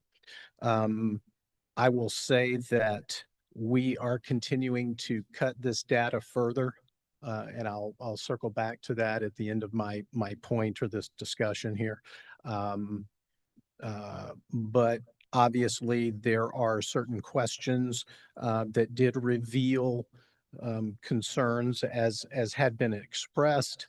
The biggest two that we've identified from those results, I would say, or we've concluded, are prescription drug costs and also understanding with regard to how to process the administrative aspects of filing claims and so forth. And admittedly, it is much more administratively intense in filing those, getting reimbursements and so forth from that standpoint. With that in mind, there are also some what we think are inconsistencies that don't negate the negative feedback, but we want to pursue further on that and dig deeper into that. For instance, levels of concern and dissatisfaction, but then with regard to the questions of have you reached out to Human Resources or Woodard to dig into these? And would you like to be contacted by HR or Woodard to try to diagnose this? Those percentages were far, far lower. So we want to, as I want to say, we want to dig farther into those because we think there's an opportunity there. Thank you. Thank you, Scott. So that contradiction, coupled with the fact that there has been significant success prior to this survey of those who we did or the employee themselves did, got with Woodard, specifically Laura Woodard. She dug into them, and a majority of those that have gotten to her have been resolved. Not every single one, not 100%, but an overwhelming majority from that standpoint. So we want to pursue that further. I will say that we had a total of 195 people fill out and submit the survey, and that's out of 410 employees that are participating in our medical insurance. So pushing half of that figure. We would have liked to have gotten more, but it is still a significant sample. You want to go each one? Yeah. Sure. Absolutely. So the first one obviously is just a breakdown by department. And we will have exact figures on those in the future when we follow up with the more detailed information. I will say, just to give a frame of reference, you see here that as far as the percentage of the overall 195 respondents, 38.5% of that was police and 24.1 fire. To give you a comparison, police makes up an actual employee count 31.6% and fire 26.5. So relatively similar response versus the total employee population for their respective departments. The second one, on a scale of 1 to 5, with 1 being very dissatisfied and 5 being completely satisfied. Obviously, that was very significant there, with very dissatisfied making up 29.7% and another 27 somewhat dissatisfied. Those two combined out of the total 195 respondents total to 56.9% of the people who responded on the survey. So obviously. Keep that in mind as we go forward. So I know where and who to go to for the information that I need to know for my plan. Information about my coverage and costs and expenses. 75% of those respondents said, yes, I do. Number 4, how well does the current plan meet your personal family healthcare needs? This was also, very significant here.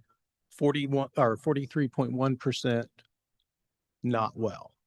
So again, acknowledging that very negative feedback. Now, a big question here is how much of that is an understanding and knowledge situation, and how much of it is some parameter or financial aspect of the plan that is what it is, and it's not going to be fixable. And again, Here's the first contradiction that I see.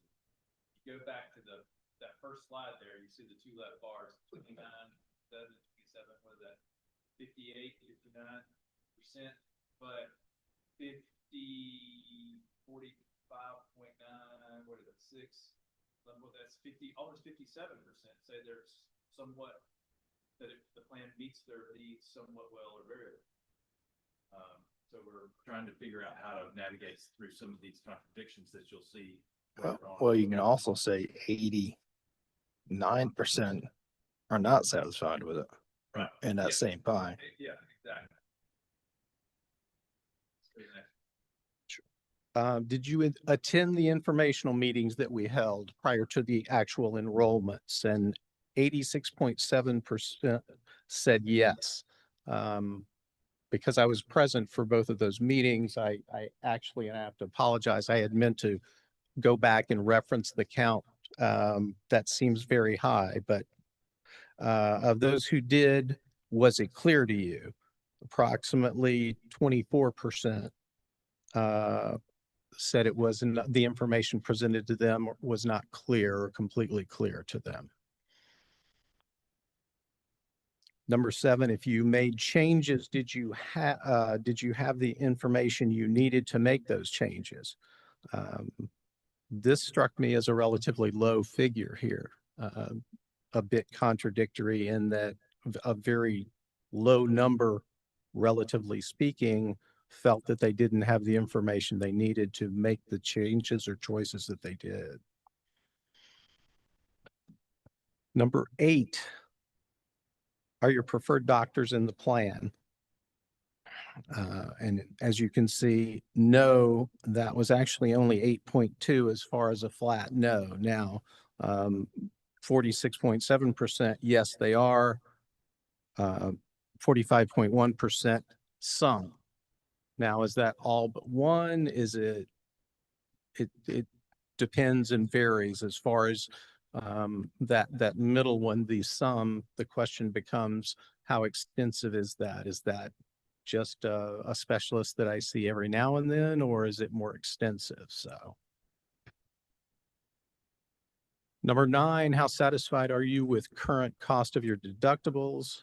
And I'll just, in the interest of time, I'll cite both of these. Number 9 deals with deductibles. Number 10 deals with maximum out of pocket. And you may recall this from a month ago when I had cited it, but I'll do so again. In the case of deductibles, the individual, it's $500 less, actually $550. and 1,100 less for the family. Likewise, maximum out of pocket, it is 2,500 less on the individual and 5,000 less on maximum out of pocket. I found it interesting that there were people who were not satisfied with that. Now, I'm not sure what the interpretation is. Maybe, a certain number of people won't max out or hit those maxes, and even some won't hit their deductibles. But I found it strange that you still have a problem with, if you do get in that situation, with your exposure will be less, in some cases, thousands less. So that was a bit interesting there. Number 11, did you experience any sticker shock or unexpected costs since the new plan started?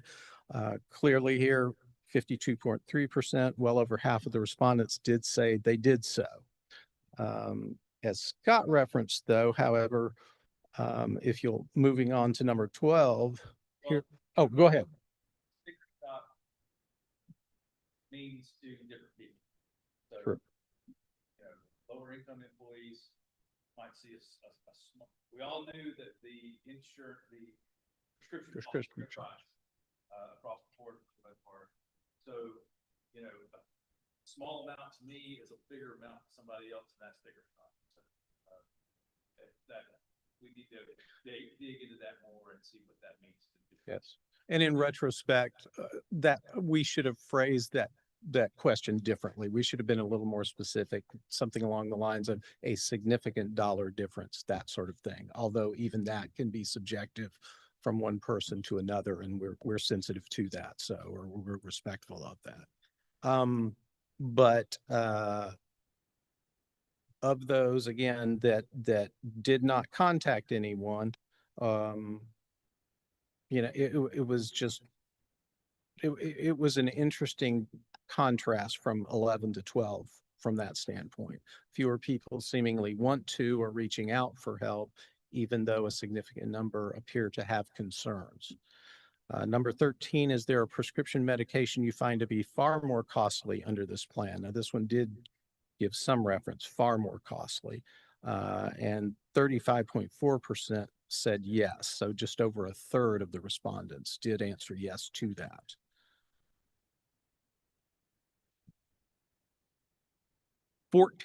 Have you encountered any of the following issues in the new plan? This gave a breakdown of various concerns, as you probably saw on here. And obviously, as we identified earlier leading into this, the number one, that is 39% or 76 of the 195 said prescription coverage issues. There were several others, including. And that one may be related to the fact that Walgreens doesn't play well. That likely accounts for a lot of it. Right. Number 15, how much do you agree with this statement? I understand how the HRA, that is Health Reimbursement Account, funds provided by the company help lower my out-of-pocket medical expenses. Strongly disagree with 17.9, and somewhat disagree was 20. So roughly 38%, which is certainly very significant here. And this points up that we have to do a much better job. That is, we being, especially us in HR, working with Woodard from an educational standpoint. And we need to step up our efforts in that in the coming weeks very much. And I'll talk a little bit more about that when I wrap up. 16, when you have a medical expense, how clear is the process of using the HRA funds versus your own money? Again, 39.5%, very confusing. So a significant number, and that just, again, further supports our need to do a much better job educating on the administrative aspects of this. 17, in last year's benefits survey, many of the town employees expressed significant interest in having an on-site health clinic. Is this still a priority for you? 75% of the people, 3 out of 4, said yes, it is. So we still have very high hopes for that and the potential for that in several areas. And finally, 18, would you like to be contacted by the town's HR department or Woodard Insurance regarding your responses? And that 13.3%, which of the yes of those who said yes, that amounts to, again, 26 people. And to let you know, and I mentioned at the start that Woodard's success in fixing or getting very good solutions, that success rate has been very high, and that includes on several prescription drug situations that have come to them. So that is why we decided, or I made the call to go ahead and send that list of 26 and their contact information directly to Laura Woodard so she could start contacting them and digging into each one of those.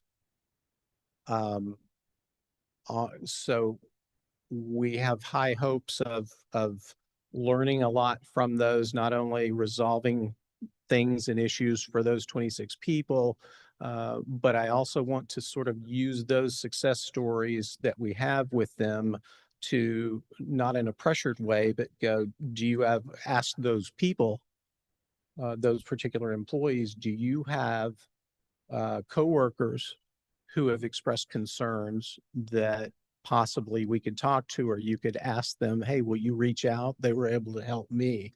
And again, just getting the opportunity to talk and find out can't fix a problem unless we know what it is, what's involved, and that sort of thing.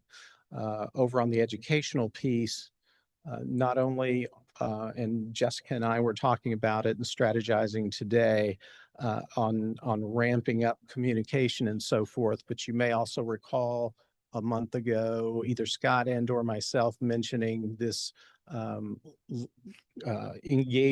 employee engagement liaison committee that each department provides a member, and we meet with them every month and convey HR related information, things for them to go back and pass on, make them understand and be able to talk to their coworkers in their own department and so forth. So those representatives have been submitted by the respective departments, and the first meeting of that group is going to be next week. And the number one agenda with that, or item on the agenda, is going to be education and communication on our medical insurance plan. So I will leave you with, I mentioned it in passing, I'll say it again, we are digging deeper into the numbers of this. Again, these charts are summations of the different answers and so forth, and there's a lot more to dig into.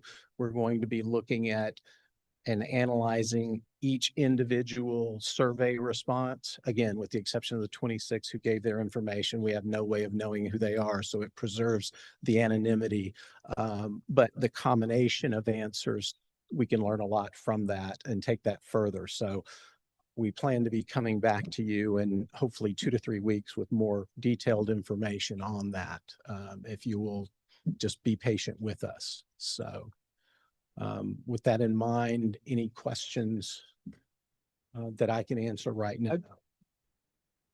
In looking at the beginning in this last one, there's a lot of people that don't understand. It's confusing. They can't get what they want. And 79% apparent, oh no. The top one, they're not going to try to get help. So it can't be too awful bad. If I was losing money, I'd get help. Yeah, that contradiction is a little confusing, and we're trying to get to the bottom of that and figure out, surely someone doesn't want to just deal with or, be unhappy and complain, but not seek resolution. Yeah, I've only been on this plan for 5 months. This is a big change procedurally for everybody involved. The ICRA is certainly a new concept. And so 5 months into a brand new program, and thank y'all for asking us to put this survey together, because they kind of wish we'd have thought about it. it helps us see where the weak points are that we can address, try and get more education for everybody. My hope would be that in another 6 months, if we ran a similar survey again, that these numbers would get better. Now, addressing the changes in the number of doctors and somebody who's in network or not, that's not necessarily something we all set to go to another plan. But making it easier for everybody to navigate and understand is something we can't control. Needs time to work on. First, thank you very much for putting this together. Sincerely, I think it was, Well, yes. yeah, well, thank you. Thank you. When's your last day, by the way? Tentatively, April 24th. You don't want to change your mind on that? I mean, you've already done the We'll see how it survey. plays out. Yeah, I You're might have to halfway stick into with it. Yeah, yeah. See how it ends. So two things. One, and I'll only speak for me because I only know my numbers, but yes, I did know that the prescription was going to go up, but prescription in my case, I was paying like $35. So I assumed it was a lower tier prescription. And then it said it'll go up this month, this much with the new plan. Well, in my case, it seems to me that they not only did it go up, but they also changed the tier of my particular prescription because it went up from $35 to $235. And it didn't go in effect in October when the plan went in effect, because I got a prescription in October and it was the same price. But then in January is when it jumped up. So is there a reason why there was a 3-month delay in prescription calls catching up? So well, your point about the tier changes. Yeah, and I did not realize this until talking to Woodard, but they re-tier a number of prescription drugs on January 1 each year.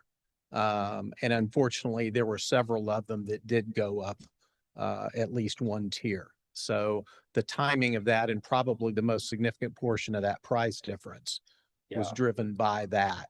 And Yes. that's why it would have happened So January. I'm sure I can't be the only one that assumed I would be on the same tier with a new plan and then suddenly it jumps up. No, you're absolutely I'm right. one And of- a lot of people, exactly. A lot of people experience that. I will say, and again, this is not a deflection. There are very definitive concerns and things about our plan versus a captive plan, the plan we moved from. But a lot of those tier changes would have fed through on any plan. There would have been, in the case of tier changes for prescription drugs, it wouldn't matter what plan you're on, you would have still seen a significant change in those. Okay. And the question, 75% said, do not contact me even though I'm dissatisfied. I don't know, but I can attribute that to that the survey was supposed to be anonymous and they didn't want to lose that anonymity. Sure. I can see that being a case. If we can take the education to the departments instead of the departments having to come to HR, I think that would help significantly. Yeah. Where No. they can meet one-on-one at their department. I appreciate, yes, and for future communications, that's our intent, not only communicating through those liaisons, but overemphasizing, please reach out if you have an issue and you've not talked to someone, please reach out. Here are the numbers, here are the people. Give us a crack at trying to resolve this for you. At what point, last question. Well, at what point do we need to make a decision if we're going to stay with this plan or we're going to pursue a new plan? September. Okay. The latest. Okay. So we've got some work to do between 57% said they're not satisfied with it. We got some work to do between now and September. My recommendation would be, let's not use the results from 7 or 8 months of use in the plan as the barometer to decide whether or not to change. Let's get it a year, at least a year under our belt. Mhm. And then if we're still in a similar place, then we could look elsewhere, but that's my recommendation. maybe I change my recommendation later on this summer, but today, that's where I would look, is to give us a chance to continue educating and getting people to learn how to use this thing to their maximum benefit, and then make decisions from there. And if you're in contact with people, with employees who have given you negative feedback, which not deflecting at all, not at all, not saying it's not legit at all, but please just ask them, you know, if you happen to be interacting with them, have you talked to HR? Have you talked to Woodard? And if they say no, say, please, will you reach out and just let them at least know so they know what they're dealing with. So. Thank you very much. Chris, Thank you. Chris, how often, Chris, sorry, I had one more question too. How often are you guys seeing on a weekly basis, people coming in about this to HR?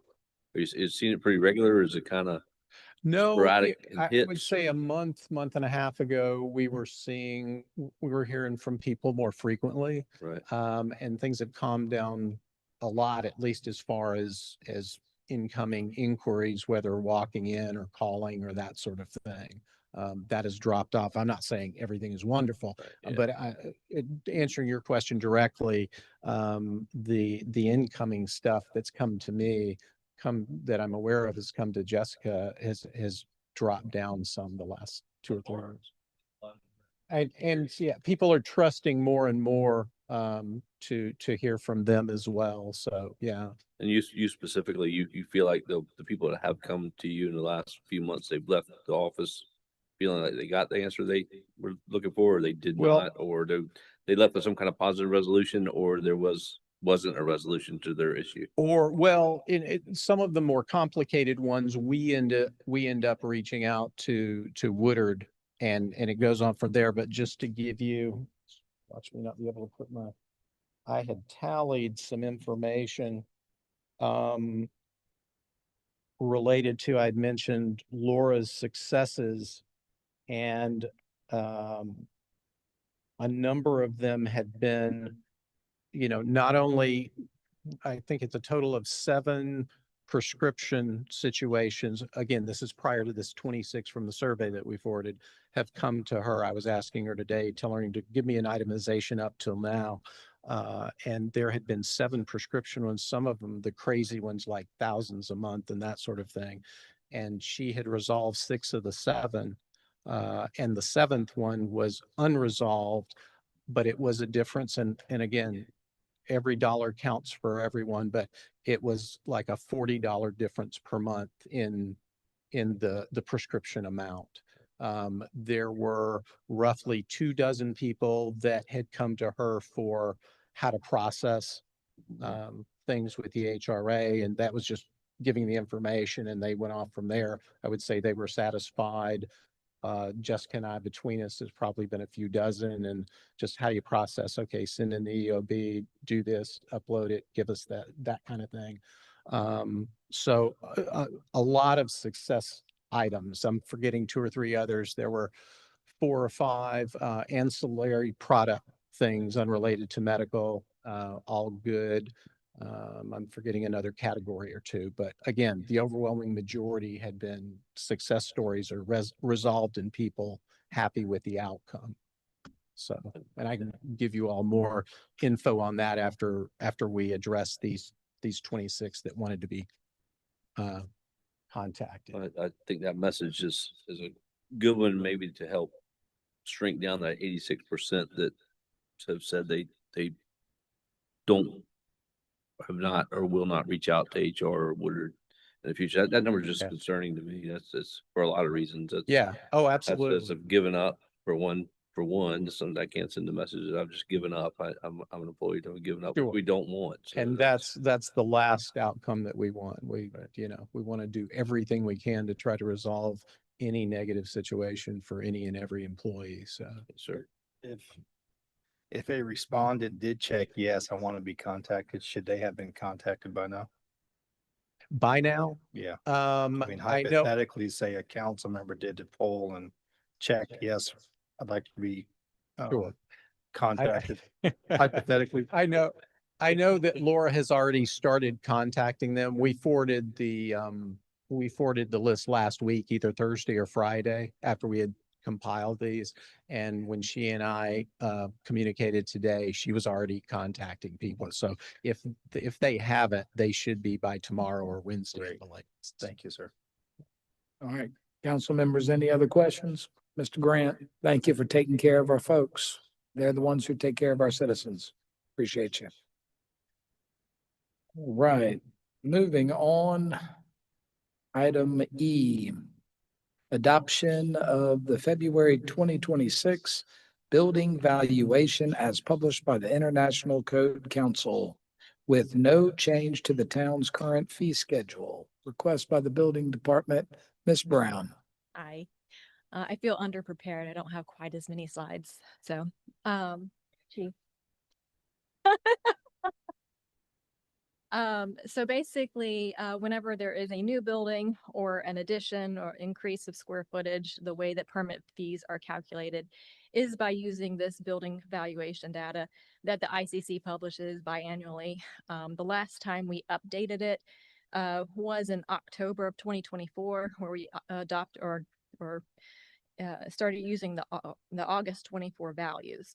So what I have before y'all is the February 2026 values, which I did some samples for residential homes, what the increase of value would be. So the cost of construction to kind of bring that, I know it was talked about in the budget meeting, what the construction value is versus the assessed value will never be in line with that. But this is to kind of bring us a little bit closer. Currently, it looks like the median home listing price per square foot is about $197 per square foot. Our current valuation is $167.37 per square foot. And this proposed value would be $175.92 per square foot. So if you just take on average a 3,000 square foot house, current value of the home is $502,110. The new value would bring it up to $527,000 with a permit fee increase of $75. This isn't a way to generate revenue, but just looking at that, if we have the same trend of permits coming through, an average of 2675 square foot home at 489 new homes permitted, that will bring in about $50,000 of revenue for the building department. We're not proposing an increase of permit fees, just the way that the fees are assessed. So that is what we're proposing. Council members, questions or a motion? This is just for building permits, not for impacts No, fees. no, just for building permits. Move for approval. Second. All right, motion and a second to approve. Any other discussion? Hearing none, all those in favor say aye. Aye. Any opposed? The ayes have it. Item F, review of draft agenda for the March 12th, 2026 council meeting as included in our packet. Council members, any items for discussion this evening?